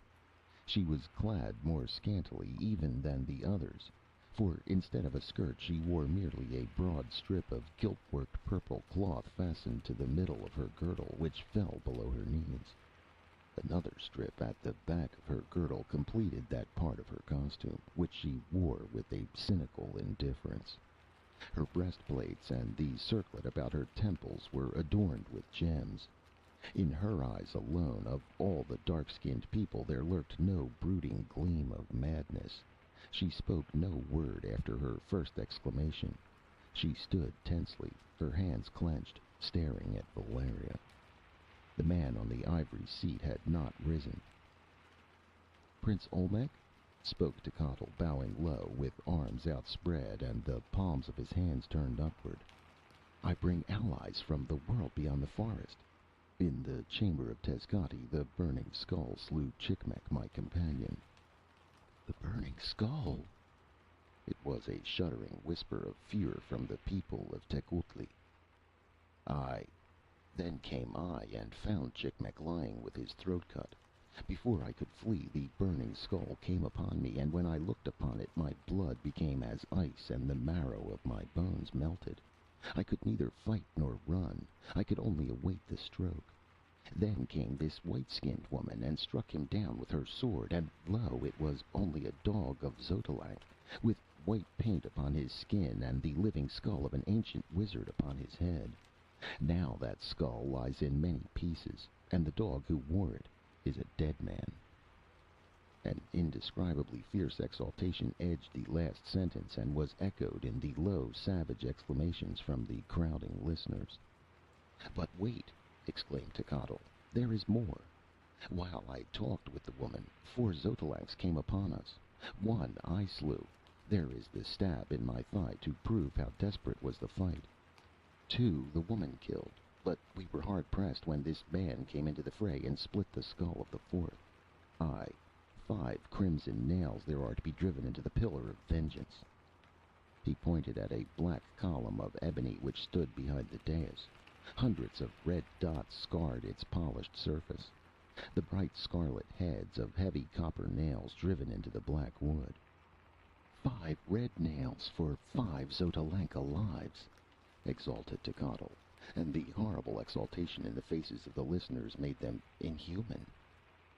"Who are these people?" asked Olmec, and his voice was like the low, deep rumble of a distant bull. None of the people of Zushotl spoke loudly. It was as if they had absorbed into their souls the silence of the empty halls and deserted chambers. "I am Conan, a Cimmerian," answered the barbarian briefly. "This woman is Valeria of the Red Brotherhood, an Aquilonian pirate.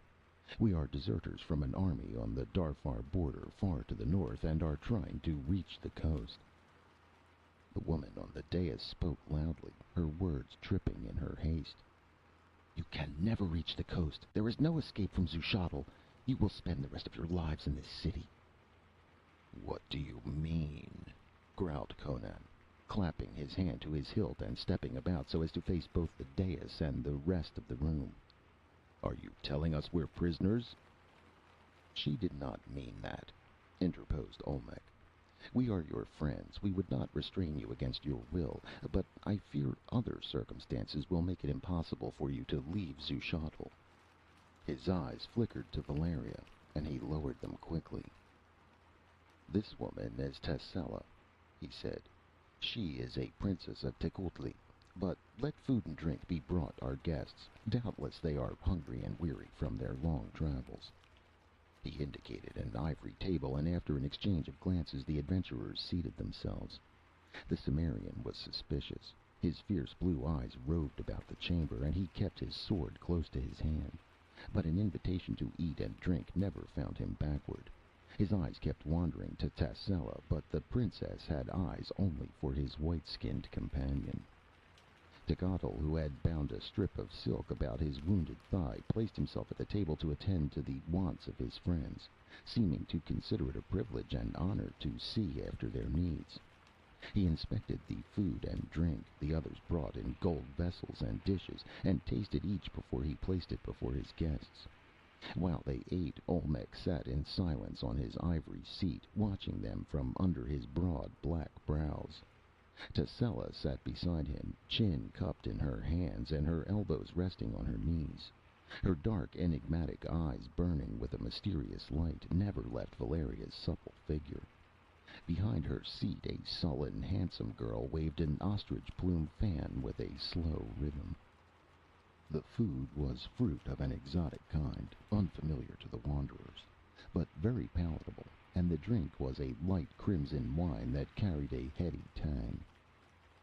"You have come from afar," said Olmec at last. "I have read the books of our fathers. Aquilonia lies beyond the lands of the Stygians and the Shemites, beyond Argos and Zingara, and Cimmeria lies beyond Aquilonia." "We each have a roving foot," answered Conan carelessly. "How you won through the forest is a wonder to me," quoth Olmec. "In bygone days 1,000 fighting men scarcely were able to carve a road through its perils." "We encountered a bench-legged monstrosity about the size of a mastodon," said Conan casually, holding out his wine goblet, which Techotl filled with evident pleasure. "But when we killed it, we had no further trouble." The wine vessel slipped from Techotl's hand to crash on the floor. His dusky skin went ashy. Olmec started to his feet, an image of stunned amazement, and a low gasp of awe or terror breathed up from the others. Some slipped to their knees as if their legs would not support them. Only Tassella seemed not to have heard. Conan glared about him bewilderedly. What's the matter? What are you gaping about?" "You you slew the dragon god?" "God? I killed a dragon. Why not? It was trying to gobble us up." "But dragons are immortal!" exclaimed Olmec. "They slay each other, but no man ever killed a dragon. The 1,000 fighting men of our ancestors who fought their way to Zushotl could not prevail against them. Their swords broke like twigs against their scales." "If your ancestors had thought to dip their spears in the poisonous juice of Derketa's apples," quoth Conan, with his mouth full, "and jab them in the eyes or mouth or somewhere like that, they'd have seen that dragons are not more immortal than any other chunk of beef. The carcass lies at the edge of the trees just within the forest. If you don't believe me, go and look for yourself." Olmec shook his head, not in disbelief, but in wonder. "It was because of the dragons that our ancestors took refuge in Zushotl," he said. "They dared not pass through the plain and plunge into the forest beyond. Scores of them were seized and devoured by the monsters before they could reach the city." "Then your ancestors didn't build Zushotl?" asked Valeria. "It was ancient when they first came into the land. How long it had stood here, not even its degenerate inhabitants knew." "Your people came from Lake Zuad?" questioned Conan. "Aye. More than half a century ago, a tribe of the Tlazitlans rebelled against the Stygian king, and being defeated in battle, fled southward. For many weeks they wandered over grasslands, desert, and hills, and at last they came into the great forest, 1,000 fighting men with their women and children. It was in the forest that the dragons fell upon them and tore many to pieces. So the people fled in a frenzy of fear before them, and at last came into the plain and saw the city of Zushotl in the midst of it. They camped before the city, not daring to leave the plain, for the night was made hideous with the noise of the battling monsters throughout the forest.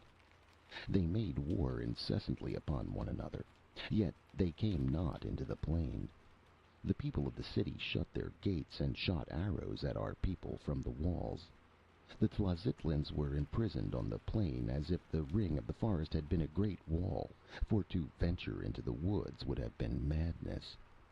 That night there came secretly to their camp a slave from the city, one of their own blood, who with a band of exploring soldiers had wandered into the forest long before, when he was a young man. The dragons had devoured all his companions, but he had been taken into the city to dwell in servitude. His name was Tolkemec. A flame lighted the dark eyes at mention of the name, and some of the people muttered obscenely and spat. He promised to open the gates to the warriors. He asked only that all captives taken be delivered into his hands. At dawn he opened the gates. The warriors swarmed in, and the halls of Zushotl ran red. Only a few hundred folk dwelt there, decaying remnants of a once great race. Tolkemec said they came from the east long ago, from old Kosala, when the ancestors of those who now dwell in Kosala came up from the south and drove forth the original inhabitants of the land. They wandered far westward, and finally found this forest-girdled plain, inhabited then by a tribe of black people. These they enslaved and set to building a city. From the hills to the east they brought jade and marble and lapis lazuli and gold, silver, and copper. Herds of elephants provided them with ivory. When their city was completed, they slew all the black slaves, and their magicians made a terrible magic to guard the city, for by their necromantic arts they recreated the dragons which had once dwelt in this lost land, and whose monstrous bones they found in the forest. Those bones they clothed in flesh and life, and the living beasts walked the earth as they walked it when time was young. But the wizards wove a spell that kept them in the forest, and they came not into the plain. So for many centuries the people of Zushotl dwelt in their city, cultivating the fertile plain, until their wise men learned how to grow fruit within the city, fruit which is not planted in soil but obtains its nourishment out of the air. And then they let the irrigation ditches run dry, and dwelt more and more in luxurious sloth, until decay seized them, and they were a dying race when our ancestors broke through the forest and came into the plain. Their wizards had died, and the people had forgot their ancient necromancy. They could fight neither by sorcery nor by the sword. Well, our fathers slew the people of Zushotl, all except 100, which were given living into the hands of Tolkemec, who had been their slave, and for many days and nights the halls re-echoed to their screams under the agony of his tortures. So the Tlazitlans dwelt here for a while in peace, ruled by the brothers Tecuhtli and Xotalanc, and by Tolkemec. Tolkemec took a girl of the tribe to wife, and because he had opened the gates, and because he knew many of the arts of the Zushotlans, he shared the rule of the tribe with the brothers who had led the rebellion and the fight. For a few years, then, they dwelt at peace within the city, doing little but eating, drinking, and making love, and raising children. There was no necessity to till the plain, for Tolkemec taught them how to cultivate the air-devouring fruits. Besides, the slaying of the Zushotlans broke the spell that held the dragons in the forest, and they came nightly and bellowed about the gates of the city. The plain ran red with the blood of their eternal warfare, and it was then that... He bit his tongue in the midst of the sentence, then presently continued, but Valeria and Conan felt that he had checked an admission he had considered unwise. 5 years they dwelt in peace.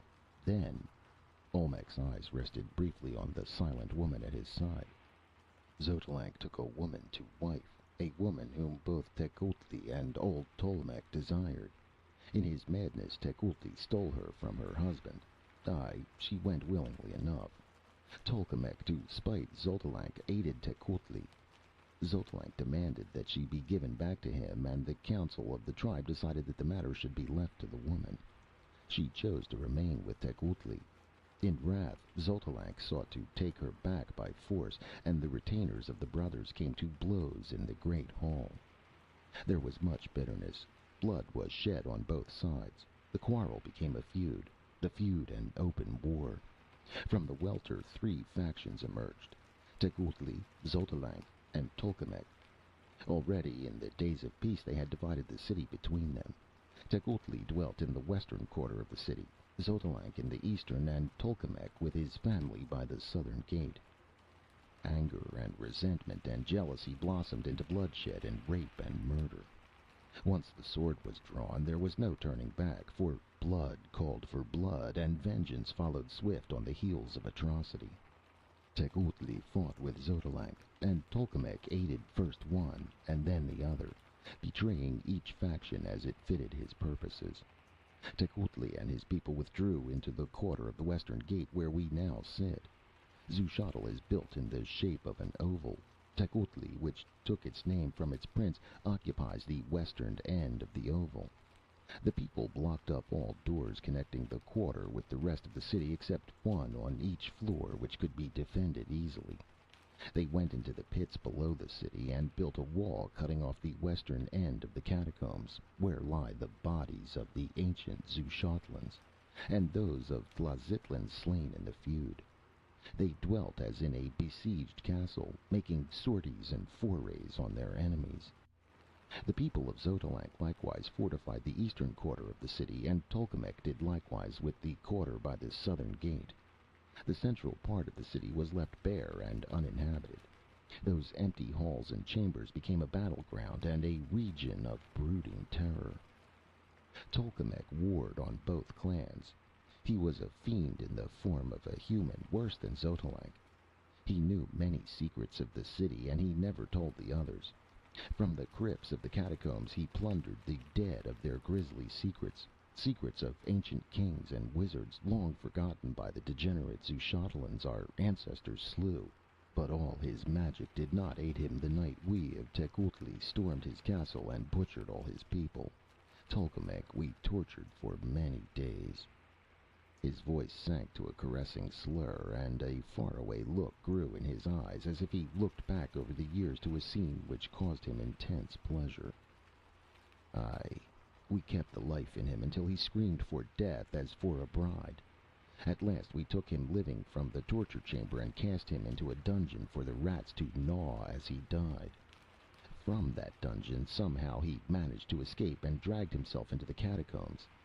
There, without doubt, he died, for the only way out of the catacombs beneath Tecuhltli is through Tecuhltli, and he never emerged by that way. His bones were never found, and the superstitious among our people swear that his ghost haunts the crypts to this day, wailing among the bones of the dead. 12 years ago we butchered the people of Tolkemec, but the feud raged on between Tecuhltli and Xotalanc, as it will rage until the last man, the last woman, is dead. It was 50 years ago that Tecuhltli stole the wife of Xotalanc. Half a century the feud has endured. I was born into it. All in this chamber except Tassella were born into it. We expect to die in it. We are a dying race, even as those Zushotlans our ancestors slew. When the feud began, there were hundreds in each faction. Now we of Tecuhltli number only these you see before you, and the men who guard the 4 doors, 40 in all.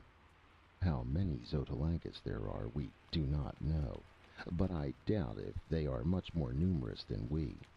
For 15 years no children have been born to us, and we have seen none among the Xotalancas. We are dying, but before we die we will slay as many as the men of Xotalanc as the gods permit. And with his weird eyes blazing, Olmec spoke long of that grisly feud, fought out in silent chambers and dim halls under the blaze of the green fire jewels, on floors smoldering with the flames of hell and splashed with deeper crimson from severed veins. In that long butchery a whole generation had perished. Xotalanc was dead, long ago, slain in a grim battle on an ivory stair. Tecuhltli was dead, flayed alive by the maddened Xotalancas who had captured him. Without emotion, Olmec told of the hideous battles fought in black corridors, of ambushes on twisting stairs and red butcheries. With a redder, more abysmal gleam in his deep, dark eyes, he told of men and women flayed alive, mutilated and dismembered, of captives howling under tortures so ghastly that even the barbarous Cimmerian grunted. No wonder Techotl had trembled with the terror of capture. Yet he had gone forth to slay if he could, driven by hate that was stronger than his fear. Olmec spoke further of dark and mysterious matters, of black magic and wizardry conjured out of the black night of the catacombs, of weird creatures invoked out of darkness for horrible allies. In these things the Xotalancas had the advantage, for it was in the eastern catacombs where lay the bones of the greatest wizards of the ancient Zushotlans with their immemorial secrets. Valeria listened with morbid fascination. The feud had become a terrible elemental power, driving the people of Zushotl inexorably on to doom and extinction. It filled their whole lives. They were born in it, and they expected to die in it. They never left their barricaded castle except to steal forth into the halls of silence that lay between the opposing fortresses to slay and be slain. Sometimes the raiders returned with frantic captives, or with grim tokens of victory in fight. Sometimes they did not return at all, or returned only as severed limbs cast down before the bolted bronze doors. It was a ghastly, unreal nightmare existence these people lived, shut off from the rest of the world, caught together like rabid rats in the same trap, butchering one another through the years, crouching and creeping through the sunless corridors to maim and torture and murder. While Olmec talked, Valeria felt the blazing eyes of Tassella fixed upon her. The princess seemed not to hear what Olmec was saying. Her expression as he narrated victories or defeats did not mirror the wild rage or fiendish exultation that alternated on the faces of the other Tecuhltli. The feud that was an obsession to her clansmen seemed meaningless to her. Valeria found her indifferent callousness more repugnant than Olmec's naked ferocity. "And we can never leave the city," said Olmec. "For 50 years no one has left it except those—" Again he checked himself. "Even without the peril of the dragons," he continued, "we who were born and raised in the city would not dare leave it. We have never set foot outside the walls. We are not accustomed to the open sky and the naked sun. No, we were born in Zushotl, and in Zushotl we shall die." "Well," said Conan, With your leave, we'll take our chances with the dragons. This feud is none of our business. If you'll show us to the west gate, we'll be on our way."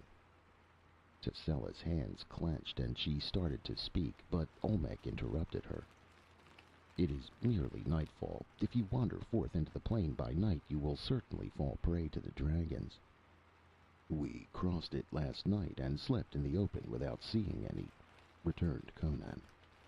Tascela smiled mirthlessly. "You dare not leave Zushotl."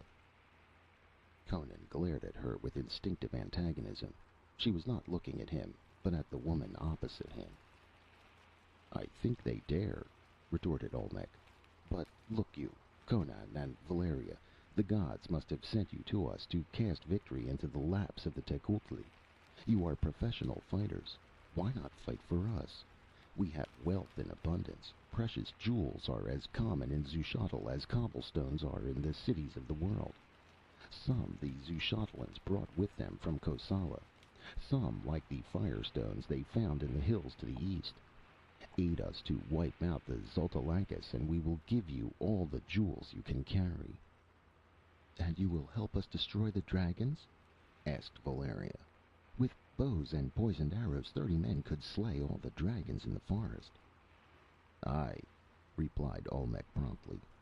"We have forgotten the use of the bow in years of hand-to-hand fighting, but we can learn again." "What do you say?" Valeria inquired of Conan. "We're both penniless vagabonds." He grinned heartily. "I'd as soon kill Xotalancas as anybody." "Then you agree?" exclaimed Olmec, while Tecuhltli fairly hugged himself with delight. "Aye. And now suppose you show us chambers where we can sleep, so we can be fresh tomorrow for the beginning of the slaying." Olmec nodded and waved a hand, and Tecuhltli and a woman led the adventurers into a corridor which led through a door off to the left of the jade dais. A glance back showed Valeria Olmec sitting on his throne, chin on knotted fist, staring after them. His eyes burned with a weird flame. Tascela leaned back in her seat, whispering to the sullen-faced maid Yasala, who leaned over her shoulder, her ear to the princess's moving lips. The hallway was not so broad as most they had traversed, but it was long. Presently the woman halted, opened a door, and drew aside for Valeria to enter. "Wait a minute," growled Conan. "Where do I sleep?" Tecuhltli pointed to a chamber across the hallway, but one door farther down. Conan hesitated and seemed inclined to raise an objection, but Valeria smiled spitefully at him and shut the door in his face. He muttered something uncomplimentary about women in general, and strode off down the corridor after Tecuhltli. In the ornate chamber where he was to sleep, he glanced up at the slot-like skylights. Some were wide enough to admit the body of a slender man, supposing the glass were broken. "Why don't the Xotalancas come over the roofs and shatter those skylights?" he asked. "They cannot be broken," answered Tecuhltli. "Besides, the roofs would be hard to clamber over. They are mostly spires and domes and steep ridges." He volunteered more information about the castle of Tecuhltli. Like the rest of the city, it contained 4 stories, or tiers of chambers, with towers jutting up from the roof. Each tier was named. Indeed, the people of Zushotl had a name for each chamber, hall, and stair in the city, as people of more normal cities designated streets and quarters. In Tecuhltli, the floors were named the Eagle's Tier, the Ape's Tier, the Tiger's Tier, and the Serpent's Tier, in the order as enumerated. The Eagle's Tier being the highest, or 4th floor. "Who is Tascela?" asked Conan. "Olmec's wife?" Tecuhltli shuddered and glanced furtively about him before answering. "No, she is Tascela. She was the wife of Xotalanc, the woman Tecuhltli stole to start the feud." "What are you talking about?" demanded Conan. "That woman is beautiful and young. Are you trying to tell me that she was a wife 50 years ago?" "Aye, I swear it. She was a full-grown woman when the Tlazitlans journeyed from Lake Suad. It was because the king of Stygia desired her for a concubine that Xotalanc and his brother rebelled and fled into the wilderness. She is a witch who possesses the secret of perpetual youth." "What's that?" asked Conan. Zushotl shuddered again. "Ask me not. I dare not speak. It is too grisly even for Zushotl." And touching his finger to his lips, he glided from the chamber. Chapter 4. Scent of Black Lotus. Valeria unbuckled her sword belt and laid it with the sheathed weapon on the couch where she meant to sleep. She noted that the doors were supplied with bolts and asked where they led. "Those lead into adjoining chambers," answered the woman, indicating the doors on right and left. "That one," pointing to a copper-bound door opposite that which opened into the corridor, "leads to a corridor which runs to a stair that descends into the catacombs. Do not fear. Naught can harm you here." "Who spoke of fear?" snapped Valeria. "I just like to know what sort of harbor I'm dropping anchor in. No, I don't want you to sleep at the foot of my couch. I'm not accustomed to being waited on. Not by women, anyway. You have my leave to go." Alone in the room, the pirate shot the bolts on all the doors, kicked off her boots, and stretched luxuriously out on the couch. She imagined Conan similarly situated across the corridor, but her feminine vanity prompted her to visualize him as scowling and muttering with chagrin as he cast himself on his solitary couch, and she grinned with gleeful malice as she prepared herself for slumber. Outside, night had fallen. In the halls of Zushotl, the green fire jewels blazed like the eyes of prehistoric cats. Somewhere among the dark towers a night wind moaned like a restless spirit. Through the dim passages stealthy figures began stealing like disembodied shadows. Valeria awoke suddenly on her couch. In the dusky emerald glow of the fire gems she saw a shadowy figure bending over her. For a bemused instant the apparition seemed part of the dream she had been dreaming. She had seemed to lie on the couch in the chamber as she was actually lying, while over her pulsed and throbbed a gigantic black blossom, so enormous that it hid the ceiling.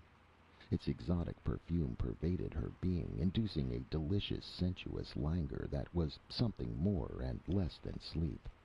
She was sinking into scented billows of insensible bliss when something touched her face. So supersensitive were her drugged senses that the light touch was like a dislocating impact, jolting her rudely into full wakefulness. Then it was that she saw not a gargantuan blossom, but a dark-skinned woman standing above her. With the realization came anger and instant action. The woman turned lithely, but before she could run, Valeria was on her feet and had caught her arm. She fought like a wildcat for an instant, and then subsided as she felt herself crushed by the superior strength of her captor. The pirate wrenched the woman around to face her, caught her chin with her free hand, and forced her captive to meet her gaze. It was the sullen Yasala, Tascela's maid. "What the devil were you doing bending over me? What's that in your hand?" The woman made no reply, but sought to cast away the object. Valeria twisted her arm around in front of her, and the thing fell to the floor. A great black exotic blossom on a jade-green stem, large as the woman's head to be sure, but tiny beside the exaggerated vision she had seen. "The Black Lotus," said Valeria between her teeth. "The blossom whose scent brings deep sleep. You were trying to drug me. If you hadn't accidentally touched my face with the petals, you'd have... Why did you do it? What's your game?" Yasala maintained a sulky silence, and with an oath Valeria whirled her around, forced her to her knees, and twisted her arm up behind her back. "Tell me, or I'll tear your arm out of its socket." Yasala squirmed in anguish as her arm was forced excruciatingly up between her shoulder blades, but a violent shaking of her head was the only answer she made. "Slut!" Valeria cast her from her to sprawl on the floor. The pirate glared at the prostrate figure with blazing eyes. Fear and the memory of Tascela's burning eyes stirred in her, rousing all her tigerish instincts of self-preservation. These people were decadent. Any sort of perversity might be expected to be encountered among them. But Valeria sensed here something that moved behind the scenes, some secret terror fouler than common degeneracy. Fear and revulsion of this weird city swept her. These people were neither sane nor normal. She began to doubt if they were even human. Madness smoldered in the eyes of them all except the cruel, cryptic eyes of Tassella, which held secrets and mysteries more abysmal than madness. She lifted her head and listened intently. The halls of Zushotl were as silent as if it were in reality a dead city. The green jewels bathed the chamber in a nightmare glow in which the eyes of the woman on the floor glittered eerily up at her. A thrill of panic throbbed through Valeria, driving the last vestige of mercy from her fierce soul. "Why did you try to drug me?" she muttered, grasping the woman's black hair and forcing her head back to glare into her sullen, long-lashed eyes. "Did Tassella send you?" No answer. Valeria cursed venomously and slapped the woman first on one cheek and then the other. The blows resounded through the room, but Yasala made no outcry. "Why don't you scream?" demanded Valeria savagely. "Do you fear someone will hear you? Whom do you fear? Tassella? Olmec? Conan?" Yasala made no reply. She crouched, watching her captor with eyes baleful as those of a basilisk. Stubborn silence always fans anger. Valeria turned and tore a handful of cords from a nearby hanging. "You sulky slut," she said between her teeth. "I'm going to strip you stark naked and tie you across that couch and whip you until you tell me what you were doing here and who sent you." Yasala made no verbal protest, nor did she offer any resistance as Valeria carried out the first part of her threat with a fury that her captive's obstinacy only sharpened. Then for a space there was no sound in the chamber except the whistle and crackle of hard-woven silken cords on naked flesh. Yasala could not move her fast-bound hands or feet. Her body writhed and quivered under the chastisement. Her head swayed from side to side in rhythm with the blows. Her teeth were sunk into her lower lip, and a trickle of blood began as the punishment continued. But she did not cry out. The pliant cords made no great sound as they encountered the quivering body of the captive. Only a sharp, crackling snap, but each cord left a red streak across Yasala's dark flesh. Valeria inflicted the punishment with all the strength of her war-hardened arm, with all the mercilessness acquired during a life where pain and torment were daily happenings, and with all the cynical ingenuity which only a woman displays towards a woman. Yasala suffered more physically and mentally than she would have suffered under a lash wielded by a man, however strong. It was the application of this feminine cynicism which at last tamed Yasala. A low whimper escaped from her lips, and Valeria paused, arm lifted, and raked back a damp yellow lock. "Well, are you going to talk?" she demanded. "I can keep this up all night if necessary." "Mercy," whispered the woman. "I will tell." Valeria cut the cords from her wrists and ankles, and pulled her to her feet. Yasala sank down on the couch, half reclining on one bare hip, supporting herself on her arm, and writhing at the contact of her smarting flesh with the couch. She was trembling in every limb. "Wine," she begged, dry-lipped, indicating with a quivering hand a gold vessel on an ivory table. "Let me drink. I am weak with pain. Then I will tell you." Valeria picked up the vessel, and Yasala rose unsteadily to receive it. She took it, raised it toward her lips, then dashed the contents full into the Aquilonian's face. Valeria reeled backward, shaking and clawing the stinging liquid out of her eyes. Through a smarting mist she saw Yasala dart across the room, fling back a bolt, throw open the copper-bound door, and run down the hall. The pirate was after her instantly, sword out, and murder in her heart. But Yasala had the start, and she ran with the nervous agility of a woman who has just been whipped to the point of hysterical frenzy. She rounded a corner in the corridor, yards ahead of Valeria, and when the pirate turned it, she saw only an empty hall, and at the other end a door that gaped blackly. A damp, moldy scent reeked up from it, and Valeria shivered. That must be the door that led to the catacombs. Yasala had taken refuge among the dead. Valeria advanced to the door and looked down a flight of stone steps that vanished quickly into utter blackness.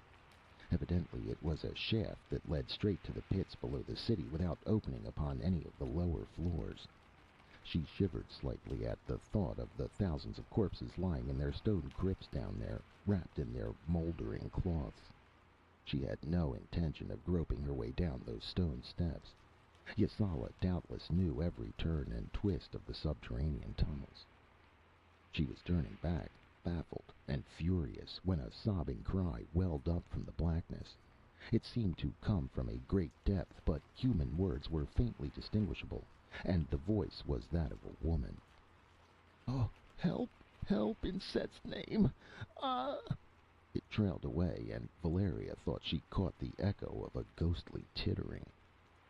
Valeria felt her skin crawl. What had happened to Yasala down there in the thick blackness? There was no doubt that it had been she who had cried out, but what peril could have befallen her? Was a Xotalanca lurking down there? Olmec had assured them that the catacombs below Tecuhltli were walled off from the rest, too securely for their enemies to break through. Besides, that tittering had not sounded like a human being at all. Valeria hurried back down the corridor, not stopping to close the door that opened on the stair. Regaining her chamber, she closed the door and shot the bolt behind her. She pulled on her boots and buckled her sword belt about her. She was determined to make her way to Conan's room and urge him, if he still lived, to join her in an attempt to fight their way out of that city of devils. But even as she reached the door that opened into the corridor, a long-drawn scream of agony rang through the halls, followed by the stamp of running feet and the loud clangor of swords.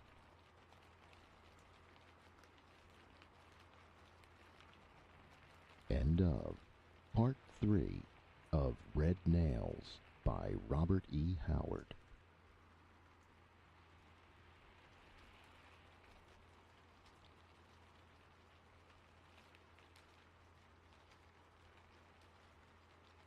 Chapter 5 20 Red Nails. Two warriors lounged in the guardroom on the floor known as the Tier of the Eagle. Their attitude was casual, though habitually alert. An attack on the great bronze door from without was always a possibility, but for many years no such assault had been attempted on either side. "The strangers are strong allies," said one. "Olmec will move against the enemy tomorrow, I believe." He spoke as a soldier in a war might have spoken. In the miniature world of Zushotl, each handful of feudists was an army, and the empty halls between the castles was the country over which they campaigned. The other meditated for a space. "Suppose with their aid we destroy Xotalanc," he said. "What then, Zatmek?" "Why," returned Zatmek, "we will drive red nails for them all. The captives we will burn and flay and quarter." "But afterward?" pursued the other. "After we have slain them all, will it not seem strange to have no foes to fight?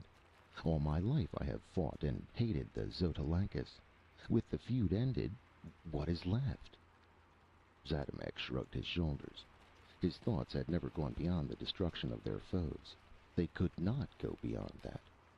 Suddenly both men stiffened at a noise outside the door. "To the door, Zatmek!" hissed the last speaker. "I shall look through the eye." Zatmek, sword in hand, leaned against the bronze door, straining his ear to hear through the metal. His mate looked into the mirror. He stared convulsively. Men were clustered thickly outside the door, grim, dark-faced men with swords gripped in their teeth, and their fingers thrust into their ears. One who wore a feathered headdress had a set of pipes which he set to his lips, and even as the Tecuhltli started to shout a warning, the pipes began to skirl. The cry died in the guard's throat as the thin, weird piping penetrated the metal door and smote on his ears. Zatmek leaned frozen against the door, as if paralyzed in that position. His face was that of a wooden image, his expression one of horrified listening. The other guard, farther removed from the source of the sound, yet sensed the horror of what was taking place, the grisly threat that lay in that demoniac fifing. He felt the weird strains plucking like unseen fingers at the tissues of his brain, filling him with alien emotions and impulses of madness. But with a soul-tearing effort he broke the spell and shrieked a warning in a voice he did not recognize as his own. But even as he cried out, the music changed to an unbearable shrilling that was like a knife in the eardrums. Zatmek screamed in sudden agony, and all the sanity went out of his face like a flame blown out in a wind.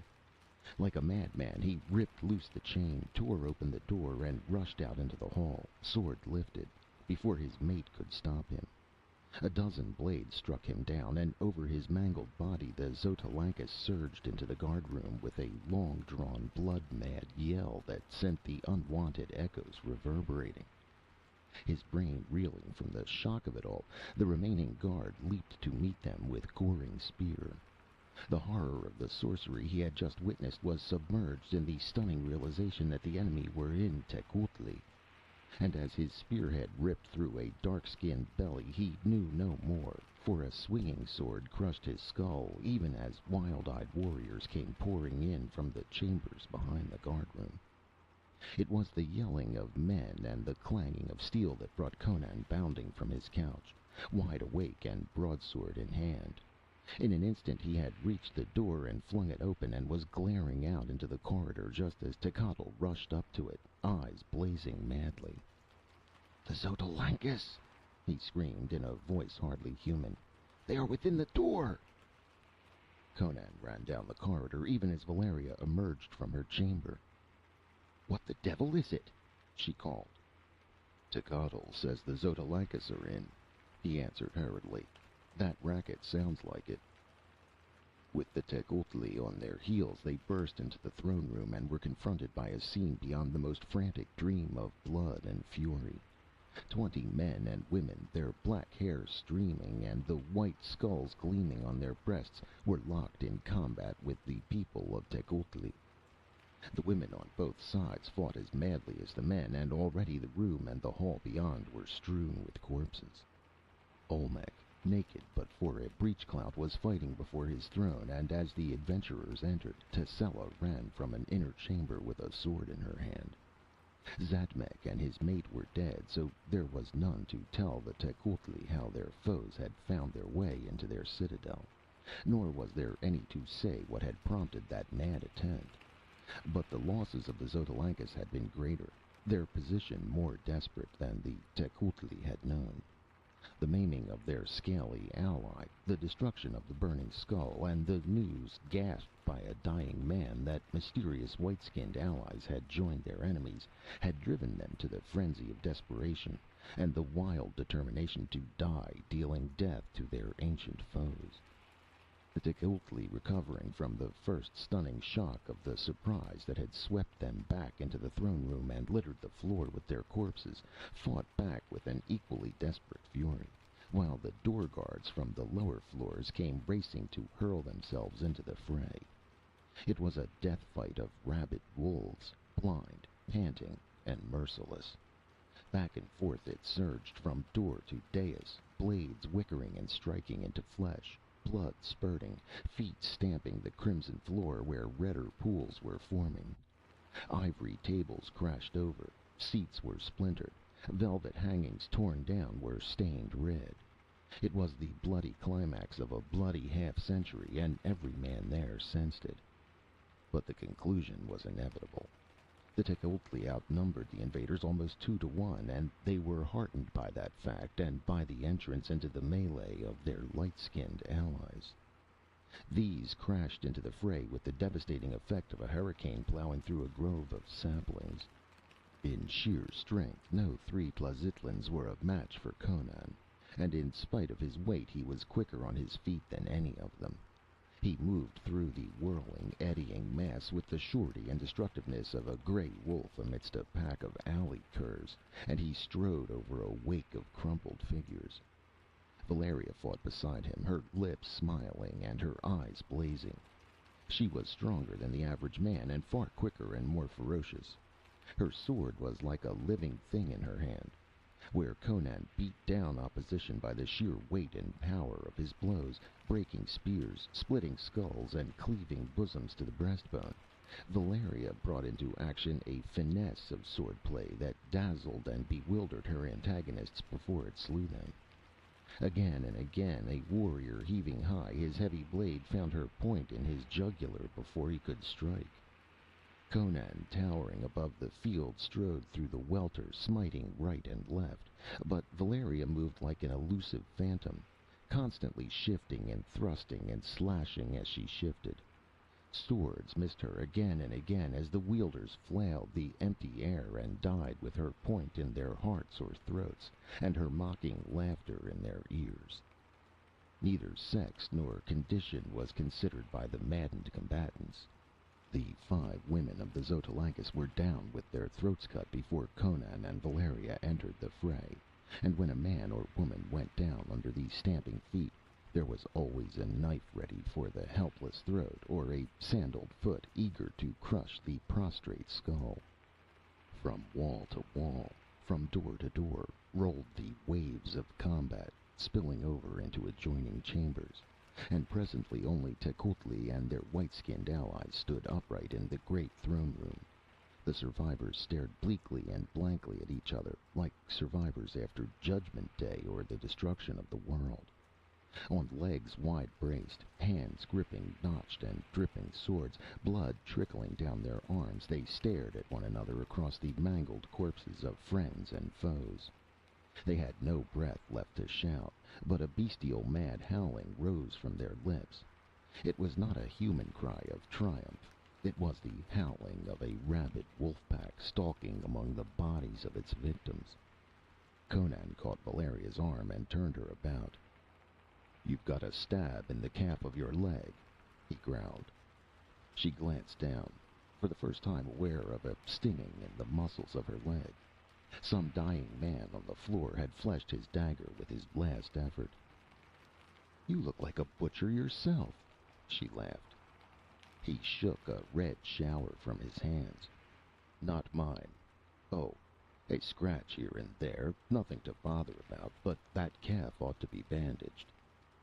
Olmec came through the litter looking like a ghoul, with his naked, massive shoulders splashed with blood and his black beard dabbed in crimson.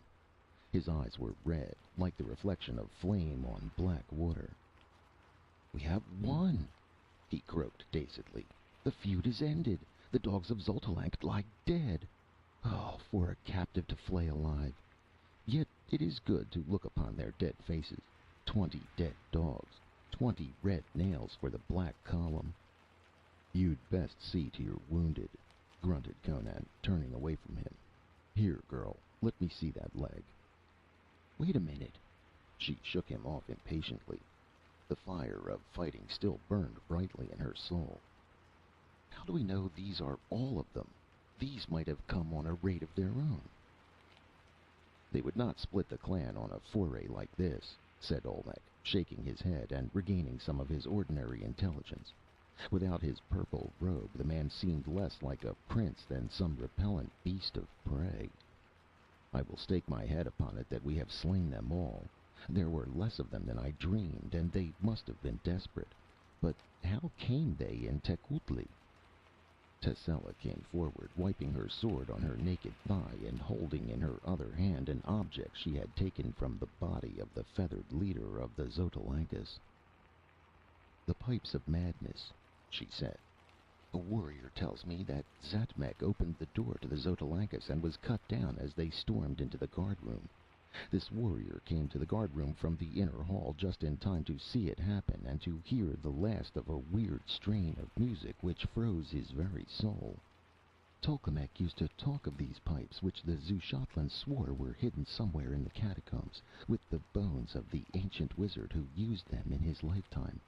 Somehow the dogs of Xotalanc found them and learned their secret." "Somebody ought to go to Xotalanc and see if any remain alive," said Conan. "I'll go if somebody will guide me." Olmec glanced at the remnants of his people. There were only 20 left alive, and of these several lay groaning on the floor. Tascela was the only one of the Tecuhtli who had escaped without a wound. The princess was untouched, though she had fought as savagely as any. "Who will go with Conan to Xotalanc?" asked Olmec. Techotl limped forward. The wound in his thigh had started bleeding afresh, and he had another gash across his ribs. "I will go." "No, you won't," vetoed Conan. "And you're not going either, Valeria. In a little while that leg will be getting stiff." "I will go," volunteered a warrior who was knotting a bandage about a slashed forearm. "Very well, Yaneth. Go with the Cimmerian, and you too, Topal." Olmec indicated another man whose injuries were slight. "But first aid us to lift the badly wounded on these couches where we may bandage their hurts." This was done quickly. As they stooped to pick up a woman who had been stunned by a war club, Olmec's beard brushed Topal's ear. Conan thought the prince muttered something to the warrior, but he could not be sure. A few moments later he was leading his companions down the hall. Conan glanced back as he went out the door at the shambles where the dead lay on the smoldering floor, blood-stained, dark limbs knotted in attitudes of fierce muscular effort, dark faces frozen in masks of hate, glassy eyes staring up at the green fire jewels which bathed the ghastly scene in a dusky emerald witchlight. Among the dead the living moved aimlessly, like people moving in a trance. Conan heard Olmec call a woman and direct her to bandage Valeria's leg. The pirate followed the woman into an adjoining chamber, already beginning to limp slightly. Warily the two Tecuhtli led Conan along the hall beyond the bronze door and through chamber after chamber shimmering in the green fire. They saw no one, heard no sound. After they crossed the great hall which bisected the city from north to south, their caution was increased by the realization of their nearness to enemy territory. But chambers and halls lay empty to their wary gaze, and they came at last along a broad, dim hallway and halted before a bronze door similar to the eagle door of Tecuhtli. Gingerly they tried it, and it opened silently under their fingers. Awed, they stared into the green-lit chambers beyond. For 50 years no Tecuhtli had entered those halls save as a prisoner going to a hideous doom. To go to Xotalanc had been the ultimate horror that could befall a man of the western castle. The terror of it had stalked through their dreams since earliest childhood. To Yaneth and Topal that bronze door was like the portal of hell. They cringed back, unreasoning horror in their eyes, and Conan pushed past them and strode into Xotalanc. Timidly they followed him. As each man set foot over the threshold, he stared and glared wildly about him, but only their quick, hurried breathing disturbed the silence. They had come into a square guard room, like that behind the eagle door of Tecuhtli, and similarly a hall ran away from it to a broad chamber that was a counterpart of Olmec's throne room. Conan glanced down the hall with its rugs and divans and hangings, and stood listening intently. He heard no noise, and the rooms had an empty feel. He did not believe there were any Xotalancus left alive in Zushotl. "Come on," he muttered, and started down the hall. He had not gone far when he was aware that only Yaneth was following him. He wheeled back to see Topal standing in an attitude of horror, one arm out as if to fend off some threatening peril, his distended eyes fixed with hypnotic intensity on something protruding from behind a divan. "What the devil?" Then Conan saw what Topal was staring at, and he felt a faint twitching of the skin between his giant shoulders.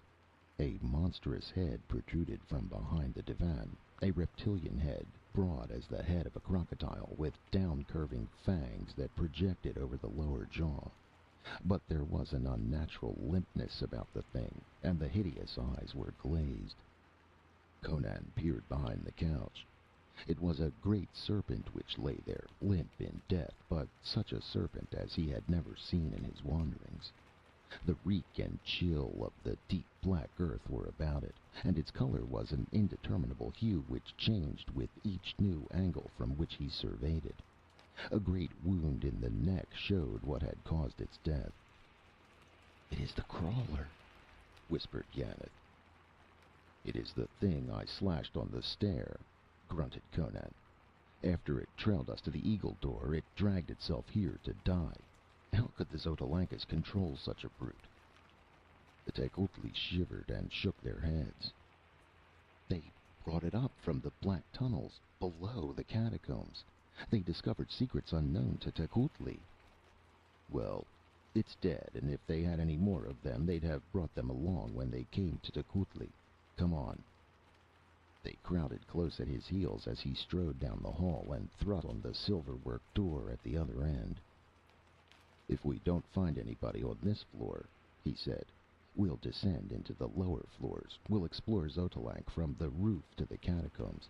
If Xotalanc is like Tecuhtli, all the rooms and halls in this tier will be lighted. What the devil? They had come into the broad throne chamber, so similar to that one in Tecuhtli. There were the same jade dais and ivory seat, the same divans, rugs, and hangings on the walls. No black, red-scarred columns stood behind the throne dais, but evidences of the grim feud were not lacking. Ranged along the wall behind the dais were rows of glass-covered shelves, and on those shelves hundreds of human heads, perfectly preserved, staring at the startled watchers with emotionless eyes as they had stared for only the gods knew how many months and years.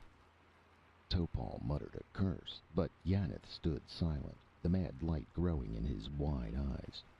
Conan frowned, knowing that Tlazitlan's sanity was hung on a hair trigger. Suddenly, Yanath pointed to the ghastly relics with a twitching finger. "There is my brother's head," he murmured, "and there is my father's younger brother, and there beyond them is my sister's eldest son." Suddenly he began to weep, dry-eyed, with harsh, loud sobs that shook his frame. He did not take his eyes from the heads. His sobs grew shriller, changed to frightful, high-pitched laughter, and that in turn became an unbearable screaming. Yanath was stark mad.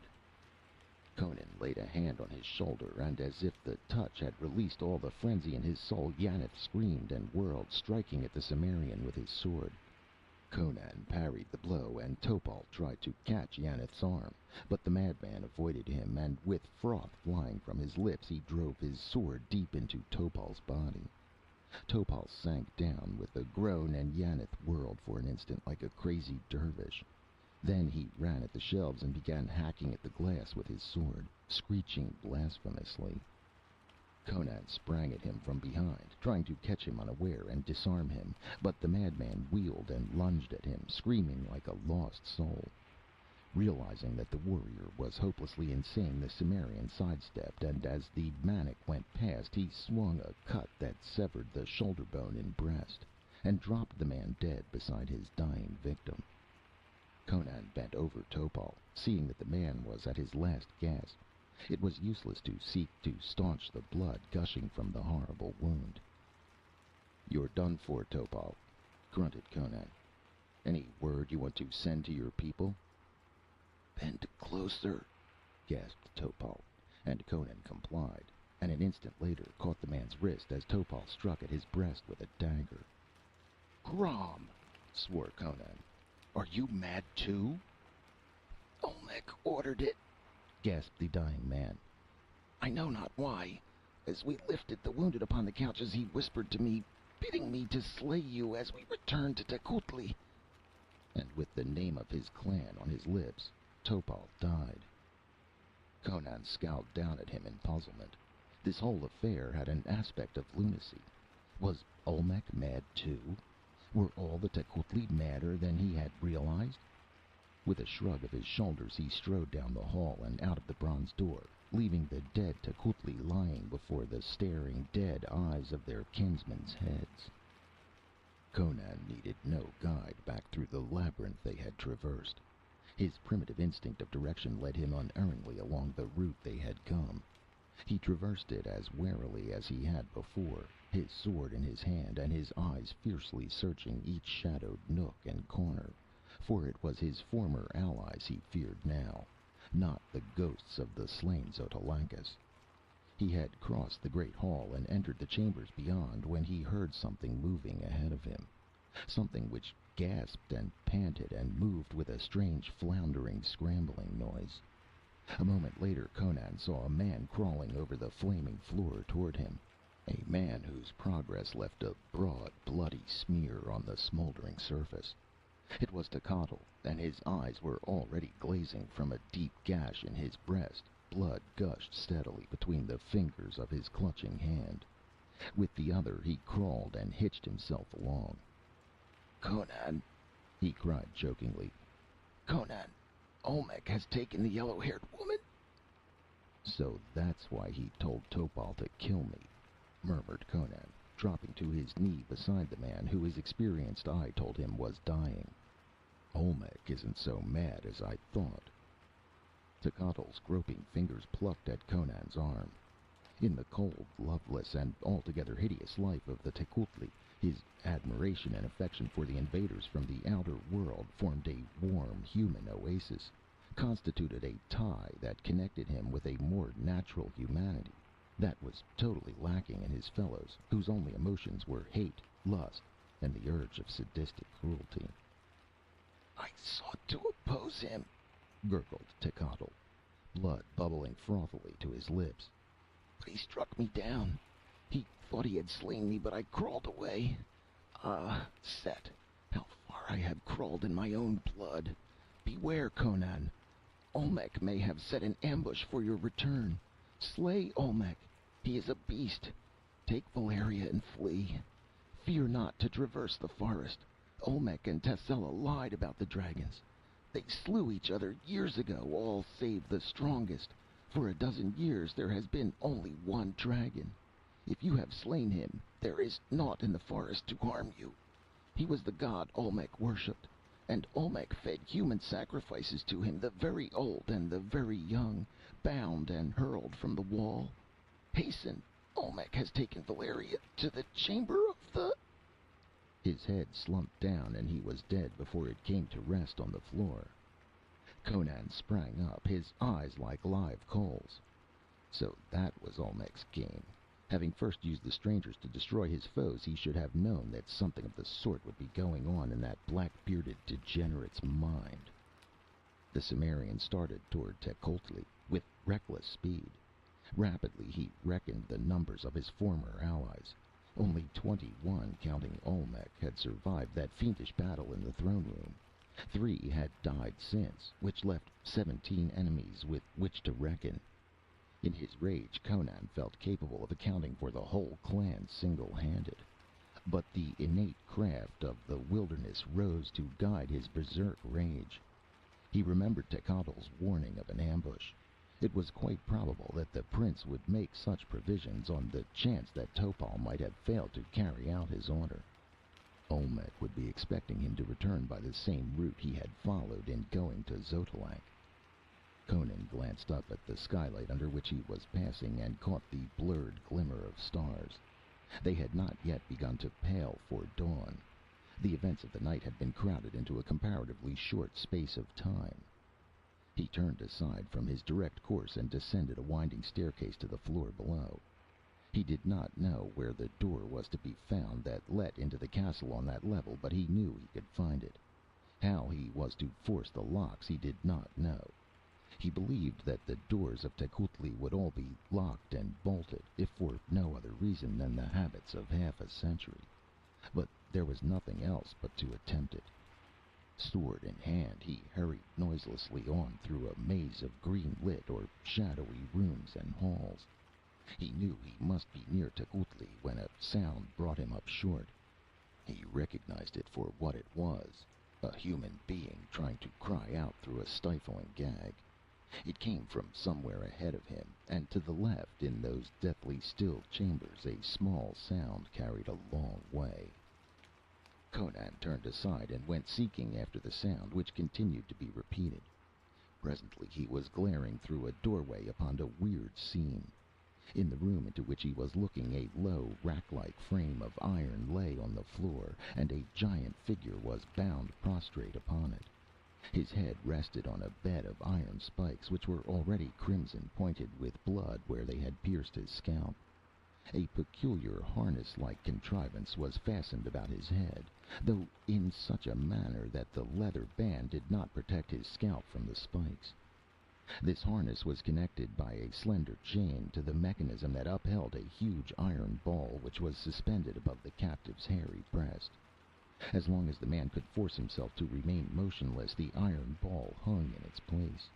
But when the pain of the iron points caused him to lift his head, the ball lurched downward a few inches. Presently his aching neck muscles would no longer support his head in its unnatural position, and it would fall back on the spikes again. It was obvious that eventually the ball would crush him to pulp, slowly and inexorably. The victim was gagged, and above the gag his great black ox eyes rolled wildly toward the man in the doorway, who stood in silent amazement. The man on the rack was Olmec, Prince of Tecuhltli. Chapter 6. The Eyes of Tassella. "Why did you bring me into this chamber to bandage my legs?" demanded Valeria. "Couldn't you have done it just as well in the throne room?" She sat on a couch with her wounded leg extended upon it, and the Tecuhltli woman had just bound it with silk bandages. Valeria's red-stained sword lay on the couch beside her. She frowned as she spoke. The woman had done her task silently and efficiently, but Valeria liked neither the lingering, caressing touch of her slim fingers nor the expression in her eyes. "They have taken the rest of the wounded into the other chambers," answered the woman in the soft speech of the Tecuhltli women, which somehow did not suggest either softness or gentleness in the speakers. A little while before, Valeria had seen this same woman stab a Xotalanca woman through the breast and stamp the eyeballs out of a wounded Xotalanca man. "They will be carrying the corpses of the dead down into the catacombs," she added, "lest the ghosts escape into the chambers and dwell there." "Do you believe in ghosts?" asked Valeria. "I know the ghost of Tolkemec dwells in the catacombs," she answered with a shiver. "Once I saw it as I crouched in a crypt among the bones of a dead queen. It passed by in the form of an ancient man with flowing white beard and locks, and luminous eyes that blazed in the darkness. It was Tolkemec.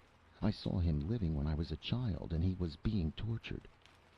Her voice sank to a fearful whisper. "Olmec laughs, but I know Tolkemec's ghost dwells in the catacombs. They say it is rats which gnaw the flesh from the bones of the newly dead, but ghosts eat flesh? Who knows but that—" She glanced up quickly as a shadow fell across the couch. Valeria looked up to see Olmec gazing down at her. The prince had cleansed his hands, torso, and beard of the blood that had splashed them, but he had not donned his robe, and his great dark-skinned, hairless body and limbs renewed the impression of strength, bestial in its nature. His deep black eyes burned with a more elemental light, and there was the suggestion of a twitching in the fingers that tugged at his thick, blue-black beard. He stared fixedly at the woman, and she rose and glided from the chamber. As she passed through the door, she cast a look over her shoulder at Valeria, a glance full of cynical derision and obscene mockery. "She has done a clumsy job," criticized the prince, coming to the divan and bending over the bandage. "Let me see." With a quickness amazing in one of his bulk, he snatched her sword and threw it across the chamber. His next move was to catch her in his giant arms. Quick and unexpected as the move was, she almost matched it, for even as he grabbed her, her dirk was in her hand, and she stabbed murderously at his throat. More by luck than skill, he caught her wrist, and then began a savage wrestling match. She fought him with fists, feet, knees, teeth, and nails, with all the strength of her magnificent body and all the knowledge of hand-to-hand fighting she had acquired in her years of roving and fighting on sea and land. It availed her nothing against his brute strength. She lost her dirk in the first moment of contact, and thereafter found herself powerless to inflict any appreciable pain on her giant attacker. The blaze in his weird black eyes did not alter, and their expression filled her with fury, fanned by the sardonic smile that seemed carved upon his bearded lips. Those eyes and that smile contained all the cruel cynicism that seethes below the surface of a sophisticated and degenerate race. And for the first time in her life, Valeria experienced fear of a man. It was like struggling against some huge elemental force. His iron arms thwarted her efforts with an ease that sent panic racing through her limbs. He seemed impervious to any pain she could inflict. Only once, when she sank her white teeth savagely into his wrist so that the blood started, did he react. And that was to buffet her brutally upon the side of the head with his open hand so that stars flashed before her eyes and her head rolled on her shoulders. Her shirt had been torn open in the struggle, and with cynical cruelty he rasped his thick beard across her bare breasts, bringing the blood to suffuse the fair skin, and fetching a cry of pain and outraged fury from her. Her convulsive resistance was useless. She was crushed down on a couch, disarmed and panting, her eyes blazing up at him like the eyes of a trapped tigress. A moment later he was hurrying from the chamber, carrying her in his arms. She made no resistance, but the smoldering of her eyes showed that she was unconquered in spirit at least. She had not cried out. She knew that Conan was not within call, and it did not occur to her that any in Tecuhltli would oppose their prince. But she noticed that Olmec went stealthily, with his head on one side as if listening for sounds of pursuit, and he did not return to the throne chamber. He carried her through a door that stood opposite that through which he had entered, crossed another room, and began stealing down a hall. As she became convinced that he feared some opposition to the abduction, she threw back her head and screamed at the top of her lusty voice. She was rewarded by a slap that half stunned her, and Olmec quickened his pace to a shambling run. But her cry had been echoed, and twisting her head about, Valeria, through the tears and stars that partly blinded her, saw Zushotl limping after them. Olmec turned with a snarl, shifting the woman to an uncomfortable and certainly undignified position under one arm, where he held her writhing and kicking vainly, like a child. "Olmec!" protested Zushotl. "You cannot be such a dog as to do this thing. She is Conan's woman. She helped us slay the Xotalanquus, and—" Without a word, Olmec balled his free hand into a huge fist and stretched the wounded warrior senseless at his feet.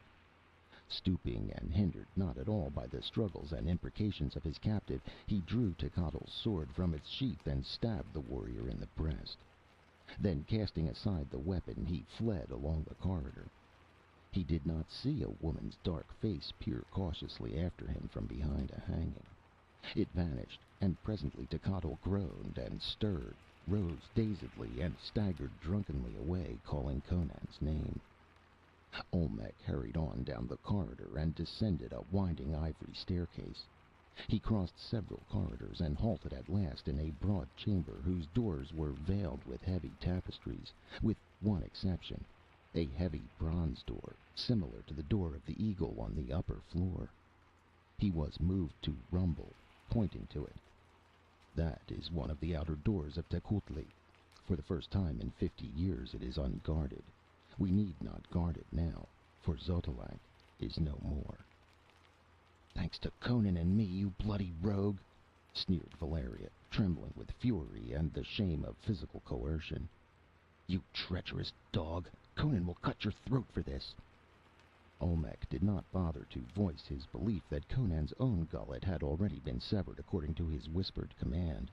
He was too utterly cynical to be at all interested in her thoughts or opinions.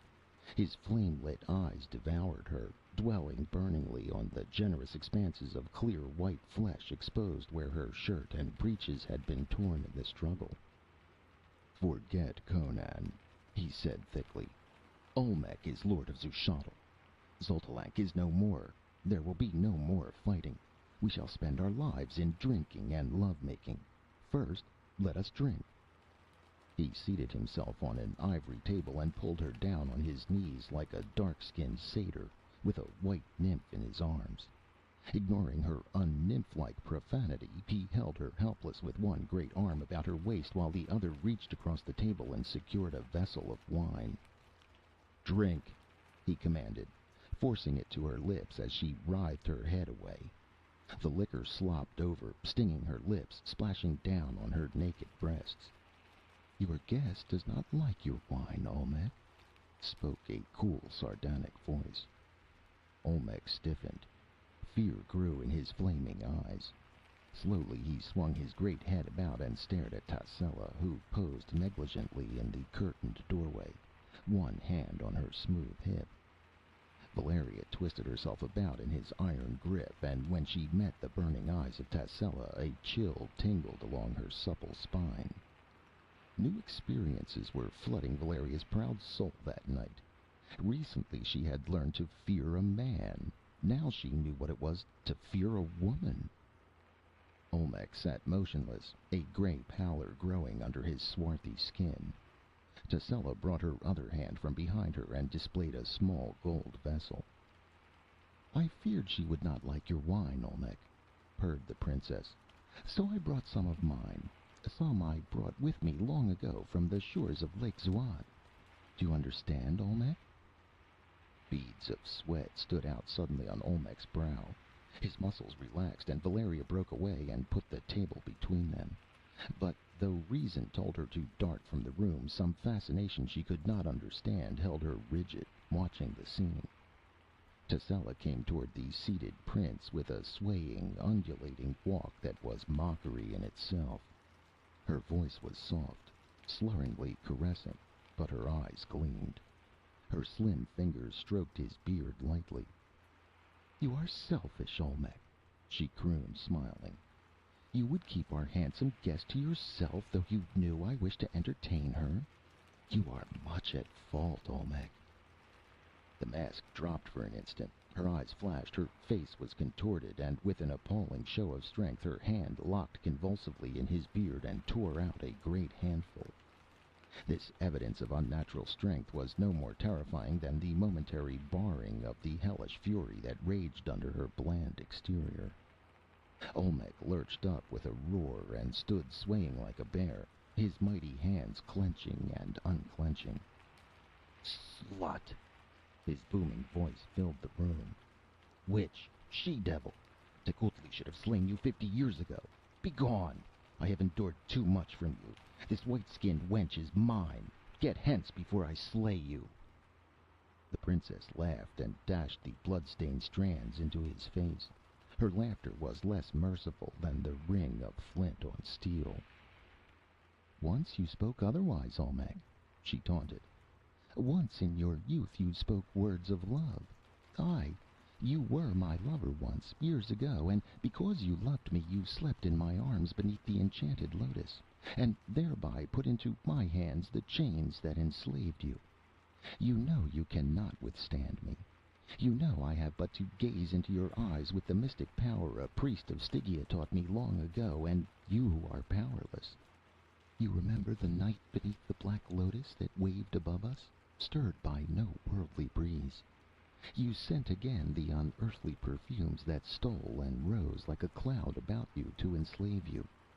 You cannot fight against me.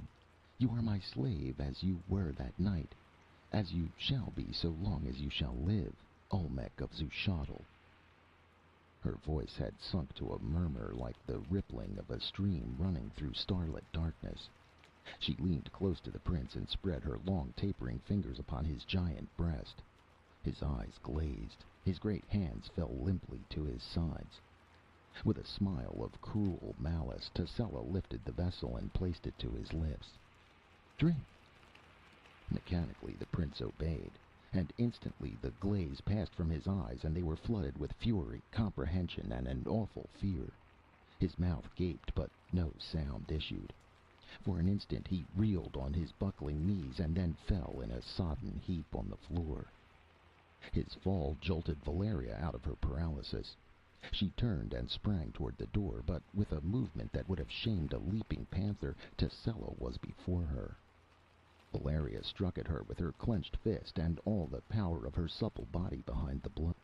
It would have stretched a man senseless on the floor, but with a lithe twist of her torso, Tassella avoided the blow and caught the pirate's wrist.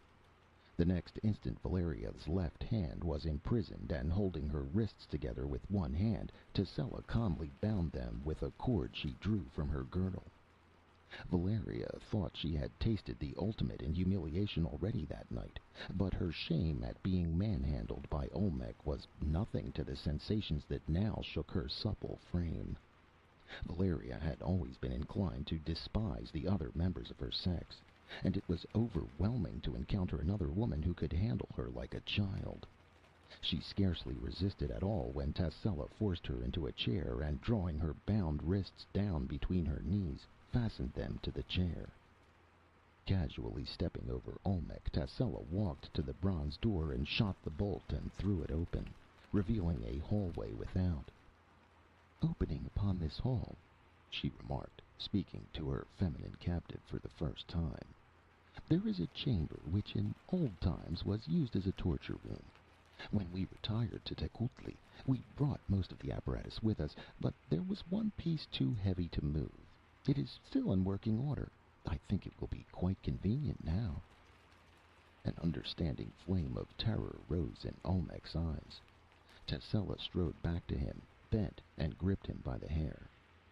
"He is only paralyzed temporarily," she remarked conversationally. "He can hear, think, and feel. Aye, he can feel very well indeed." With which sinister observation she started toward the door, dragging the giant bulk with an ease that made the pirate's eyes dilate. She passed into the hall and moved down it without hesitation, presently disappearing with her captive into a chamber that opened into it, and whence shortly thereafter issued the clank of iron. Valeria swore softly and tugged vainly with her legs braced against the chair. The cords that confined her were apparently unbreakable.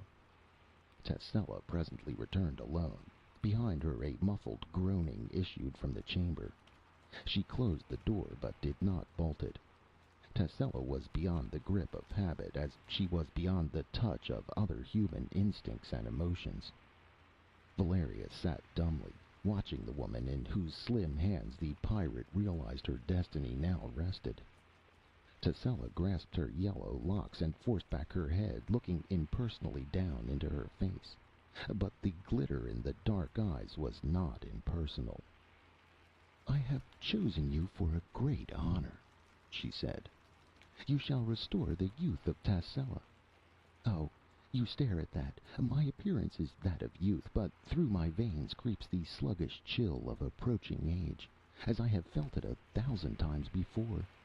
I am old, so old I do not remember my childhood. But I was a girl once, and a priest of Stygia loved me and gave me the secret of immortality and youth everlasting. He died then, some say by poison. But I dwelt in my palace by the shores of Lake Zuad, and the passing years touched me not. So at last a king of Stygia desired me, and my people rebelled and brought me to this land. Olmec called me a princess. I am not of royal blood. I am greater than a princess. I am Tascela, whose youth your own glorious youth shall restore."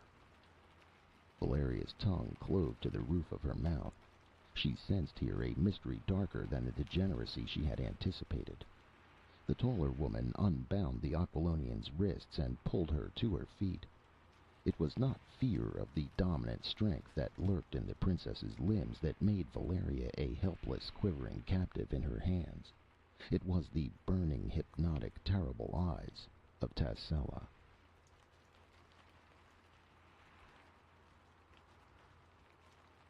End of Part 4 of Red Nails by Robert E. Howard.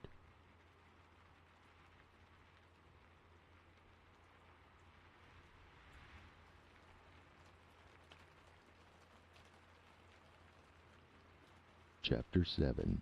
He Comes from the Dark. "Well, I'm a Cushite." Conan glared down at the man on the iron rack. "What the devil are you doing on that thing?" Incoherent sounds issued from behind the gag, and Conan bent and tore it away, evoking a bellow of fear from the captive, for his action caused the iron ball to lurch down until it nearly touched the broad breast. Be careful, for Set's sake, begged Olmec. What for? Demanded Conan.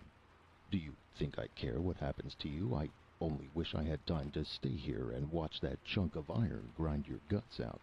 But I'm in a hurry. Where's Valeria? Loose me, urged Olmec. I will tell you all. Tell me first. Never. The prince's heavy jaws set stubbornly. All right. Conan seated himself on a nearby bench.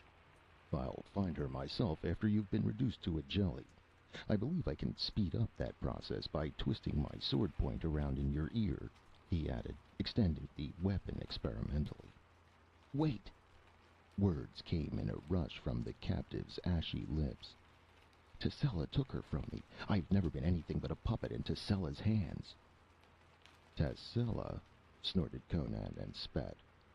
Why, the filthy... No, panted Olmec. It's worse than you think. Tassella is old, centuries old. She renews her life and her youth by the sacrifice of beautiful young women. That's one thing that has reduced the clan to its present state. She will draw the essence of Valeria's life into her own body and bloom with fresh vigor and beauty. Are the doors locked? Asked Conan, thumbing his sword edge. Aye, but I know a way to get into Tecuhltli.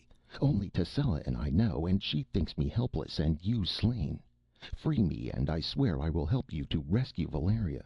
Without my help, you cannot win in Tecuhltli. For even if you tortured me into revealing the secret, you couldn't work it. Let me go, and we will steal on Tassella and kill her before she can work magic, before she can fix her eyes on us. A knife thrown from behind will do the work. I should have killed her thus long ago, but I feared that without her to aid us, the Xotalancas would overcome us. She needed my help, too. That's the only reason she let me live this long. Now, neither needs the other, and one must die. I swear that when my people have slain the witch, you and Valeria shall go free without harm. My people will obey me when Tassella is dead. Conan stooped and cut the ropes that held the prince, and Olmec slid cautiously from under the great ball and rose, shaking his head like a bull and muttering imprecations as he fingered his lacerated scalp. Standing shoulder to shoulder, the two men presented a formidable picture of primitive power.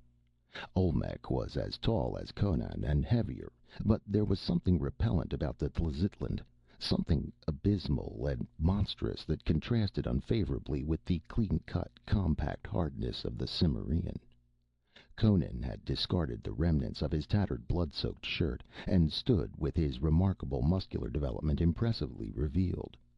His great shoulders were as broad as those of Olmec, and more cleanly outlined, and his huge breast arched with a more impressive sweep to a hard waist that lacked the paunchy thickness of Olmec's midsection. He might have been an image of primal strength cut out of bronze. Olmec was darker, but not from the burning of the sun. If Conan was a figure out of the dawn of time, Olmec was a shambling, somber shape from the darkness of time's pre-dawn. "Lead on," demanded Conan.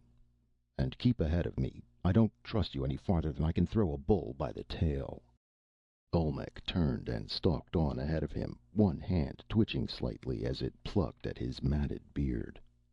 Olmec did not lead Conan back to the bronze door, which the prince naturally supposed Tassella had locked, but to a certain chamber on the border of Tecuhltli. "This secret has been guarded for half a century," he said. "Not even our own clan knew of it, and the Xotalancas never learned. Tecuhltli himself built this secret entrance, afterward slaying the slaves who did the work, for he feared that he might find himself locked out of his own kingdom some day because of the spite of Tassella, whose passion for him soon changed to hate. But she discovered the secret and barred the hidden door against him one day as he fled back from an unsuccessful raid, and the Xotalancas took him and flayed him. But once, spying upon her, I saw her enter Tecuhltli by this route, and so learned the secret."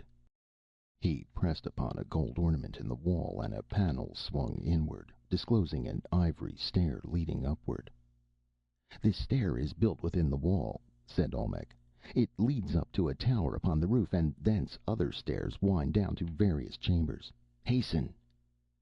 "After you, comrade," retorted Conan satirically, swaying his broadsword as he spoke. And Olmec shrugged his shoulders and stepped onto the staircase. Conan instantly followed him, and the door shut behind them. Far above, a cluster of fire jewels made the staircase a well of dusky dragon light. They mounted until Conan estimated that they were above the level of the fourth floor, and then came out into a cylindrical tower, in the domed roof of which was set the bunch of fire jewels that lighted the stair. Through gold-barred windows set with unbreakable crystal panes, the first windows he had seen in Zushotl, Conan got a glimpse of high ridges, domes, and more towers looming darkly against the stars. He was looking across the roofs of Zushotl. Olmec did not look through the windows. He hurried down one of the several stairs that wound down from the tower, and when they had descended a few feet, this stair changed into a narrow corridor that wound tortuously on for some distance. It ceased at a steep flight of steps leading downward. There Olmec paused. Up from below, muffled but unmistakable, welled a woman's scream, edged with fright, fury, and shame, and Conan recognized Valeria's voice. In the swift rage roused by that cry, and the amazement of wondering what peril could wring such a reek from Valeria's reckless lips, Conan forgot Olmec. He pushed past the prince and started down the stair. Awakening instinct brought him about again, just as Olmec struck with his great mallet-like fist.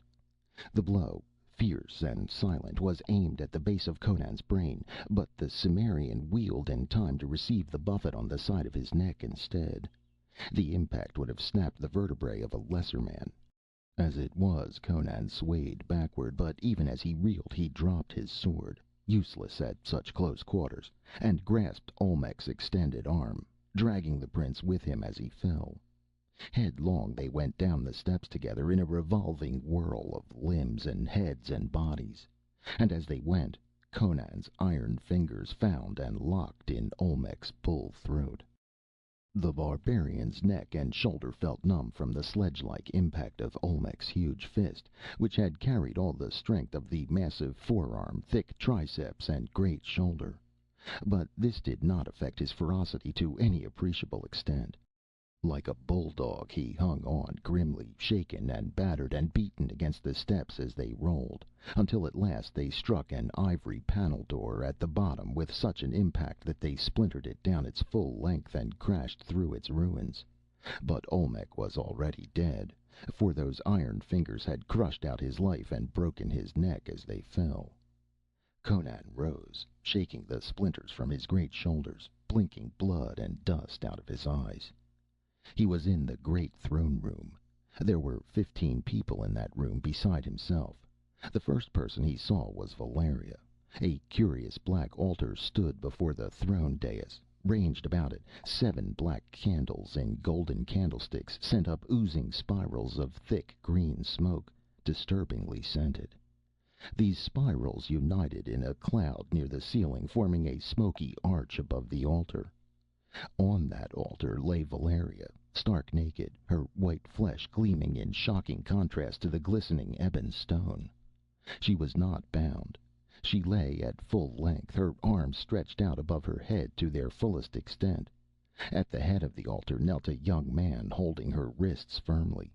A young woman knelt at the other end of the altar, grasping her ankles. Between them she could neither rise nor move. 11 men and women of Tecuhltli knelt dumbly in a semicircle, watching the scene with hot, lustful eyes. On the ivory throne seat Tascela lolled. Bronze bowls of incense rolled their spirals about her. The wisps of smoke curled about her naked limbs like caressing fingers. She could not sit still. She squirmed and shifted about with sensuous abandon, as if finding pleasure in the contact of the smooth ivory with her sleek flesh. The crash of the door as it broke beneath the impact of the hurtling bodies caused no change in the scene. The kneeling men and women merely glanced incuriously at the corpse of their prince and at the man who rose from the ruins of the door, then swung their eyes greedily back to the writhing white shape on the black altar. Tascela looked insolently at him, and sprawled back on her seat, laughing mockingly. "Slut!" Conan saw red. His hands clenched into iron hammers as he started for her. With his first step, something clanged loudly, and steel bit savagely into his leg. He stumbled and almost fell, checked in his headlong stride. The jaws of an iron trap had closed on his leg, with teeth that sank deep and held. Only the ridged muscles of his calf saved the bone from being splintered. The accursed thing had sprung out of the smoldering floor without warning. He saw the slots now in the floor where the jaws had lain perfectly camouflaged. "Fool," laughed Tascela. "Did you think I would not guard against your possible return? Every door in this chamber is guarded by such traps. Stand there and watch now while I fulfill the destiny of your handsome friend. Then I will decide your own." Conan's hand instinctively sought his belt, only to encounter an empty scabbard. His sword was on the stair behind him. His poniard was lying back in the forest where the dragon had torn it from his jaw. The steel teeth in his leg were like burning coals, but the pain was not as savage as the fury that seethed in his soul. He was trapped, like a wolf. If he had had his sword, he would have hewn off his leg and crawled across the floor to slay Tascela. Valeria's eyes rolled toward him with mute appeal, and his own helplessness sent red waves of madness surging through his brain. Dropping on the knee of his free leg, he strove to get his fingers between the jaws of the trap, to tear them apart by sheer strength. Blood started from beneath his fingernails, but the jaws fitted close about his leg in a circle whose segments joined perfectly, contracted until there was no space between his mangled flesh and the fanged iron. The sight of Valeria's naked body added flame to the fire of his rage. Tascela ignored him. Rising languidly from her seat, she swept the ranks of her subjects with a searching glance, and asked, "Where are Xamec, Slaneth, and Tachik?" "They did not return from the catacombs, Princess," answered a man. "Like the rest of us, they bore the bodies of the slain into the crypts, but they have not returned. Perhaps the ghost of Tolkemec took them." "Be silent, fool!" she ordered harshly. "The ghost is a myth." She came down from her dais, playing with a thin gold-hilted dagger. Her eyes burned like nothing on the hither side of hell. She paused beside the altar and spoke in a tense stillness. "Your life shall make me young, white woman," she said. "I shall lean upon your bosom, and place my lips over yours, and slowly, slowly sink this blade through your heart, so that your life, fleeing your stiffening body, shall enter mine, making me bloom again with youth and with life everlasting." Slowly, like a serpent arching toward its victim, she bent down through the writhing smoke, closer and closer over the now motionless woman, who stared up into her glowing dark eyes. Eyes that grew larger and deeper, blazing like black moons in the swirling smoke. The kneeling people gripped their hands and held their breath, tense for the bloody climax, and the only sound was Conan's fierce panting as he strove to tear his leg from the trap. All eyes were glued on the altar and the white figure there. The crash of a thunderbolt could hardly have broken the spell. Yet it was only a low cry that shattered the fixity of the scene and brought all whirling about. A low cry, yet one to make the hair stand up stiffly on the scalp. They looked, and they saw. Framed in the door to the left of the dais stood a nightmare figure. It was a man, with a tangle of white hair and a matted white beard that fell over his breast. Rags only partly covered his gaunt frame, revealing half-naked limbs, strangely unnatural in appearance. The skin was not like that of a normal human. There was a suggestion of scaliness about it, as if the owner had dwelt long under conditions almost antithetical to those conditions under which human life ordinarily thrives. And there was nothing at all human about the eyes that blazed from the tangle of white hair. They were great gleaming disks that stared unwinkingly, luminous, whitish, and without a hint of normal emotion or sanity. The mouth gaped, but no coherent words issued, only a high-pitched tittering. "Tolkemec!" whispered Tascela, livid, while the others crouched in speechless horror. "No myth, then no ghost. Set! You have dwelt for 12 years in darkness. 12 years among the bones of the dead. What grisly food did you find? What mad travesty of life did you live in the stark blackness of that eternal night? I see now why Zamek and Zlanath and Tachik did not return from the catacombs, and never will return. But why have you waited so long to strike? Were you seeking something in the pits? Some secret weapon you knew was hidden there? And have you found it at last?" That hideous tittering was Tolkemec's only reply, as he bounded into the room with a long leap that carried him over the secret trap before the door, by chance or by some faint recollection of the ways of Zushotl. He was not mad, as a man is mad. He had dwelt apart from humanity so long that he was no longer human. Only an unbroken thread of memory embroidered in hate and the urge for vengeance had connected him with the humanity from which he had been cut off, and held him lurking near the people he hated. Only that thin string had kept him from racing and prancing off forever into the black corridors and realms of the subterranean world he had discovered long ago. "You sought something hidden," whispered Tascela, cringing back, "and you have found it. You remember the feud. After all these years of blackness, you remember." For in the lean hand of Tolkemec now waved a curious jade-hued wand, on the end of which glowed a knob of crimson shaped like a pomegranate.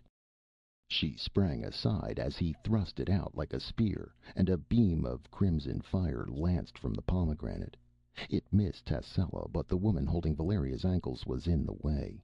It smote between her shoulders. There was a sharp crackling sound, and the ray of fire flashed from her bosom and struck the black altar, with a snapping of blue sparks. The woman toppled sideways, shriveling and withering like a mummy even as she fell. Valeria rolled from the altar on the other side and started for the opposite wall on all fours, for hell had burst loose in the throne room of dead Olmec. The man who had held Valeria's hands was the next to die. He turned to run, but before he had taken half a dozen steps, Tolkemec, with an agility appalling in such a frame, bounded around to a position that placed the man between him and the altar.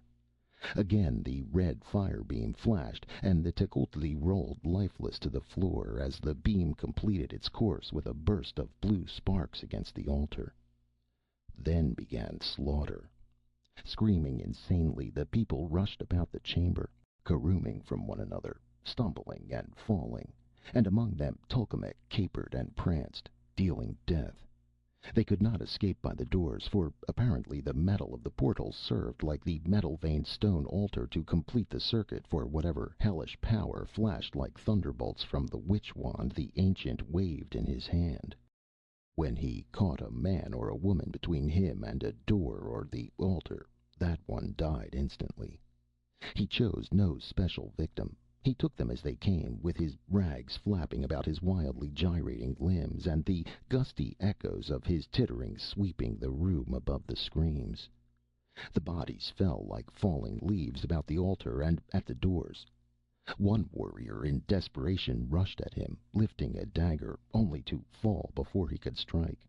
But the rest were like crazed cattle, with no thought for resistance and no chance of escape.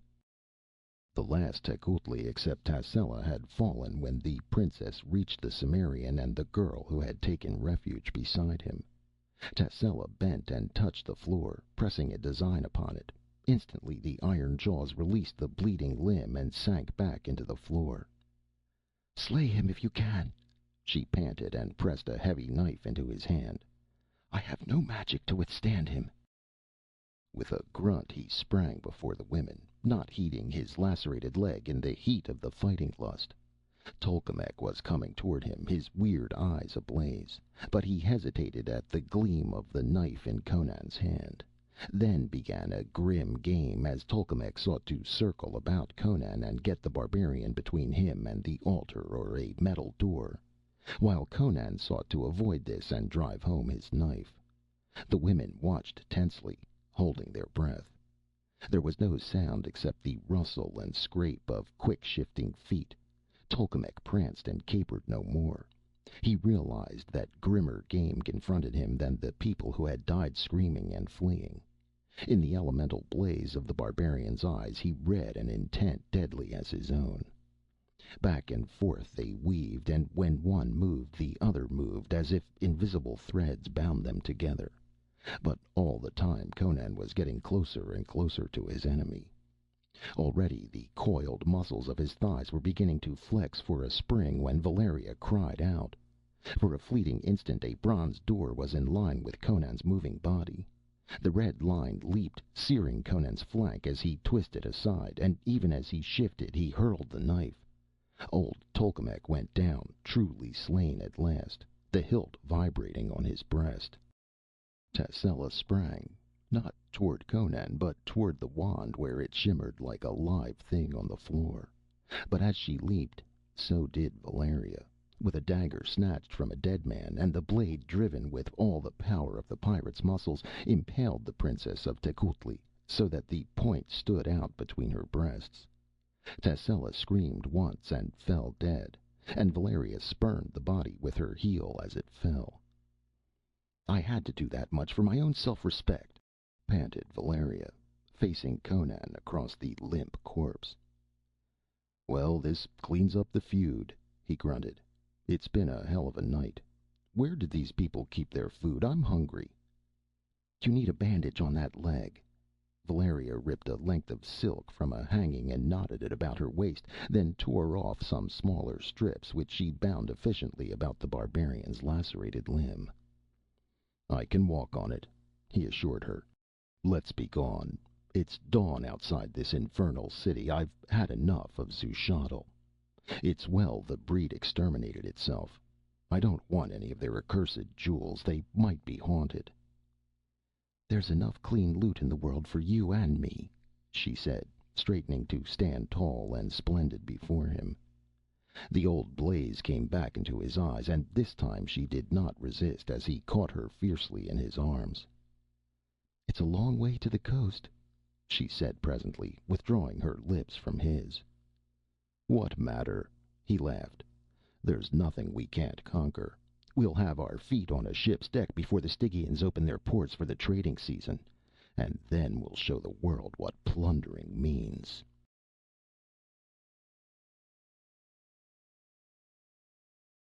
End of Part 5 of Red Nails by Robert E. Howard. End of Red Nails by Robert E. Howard.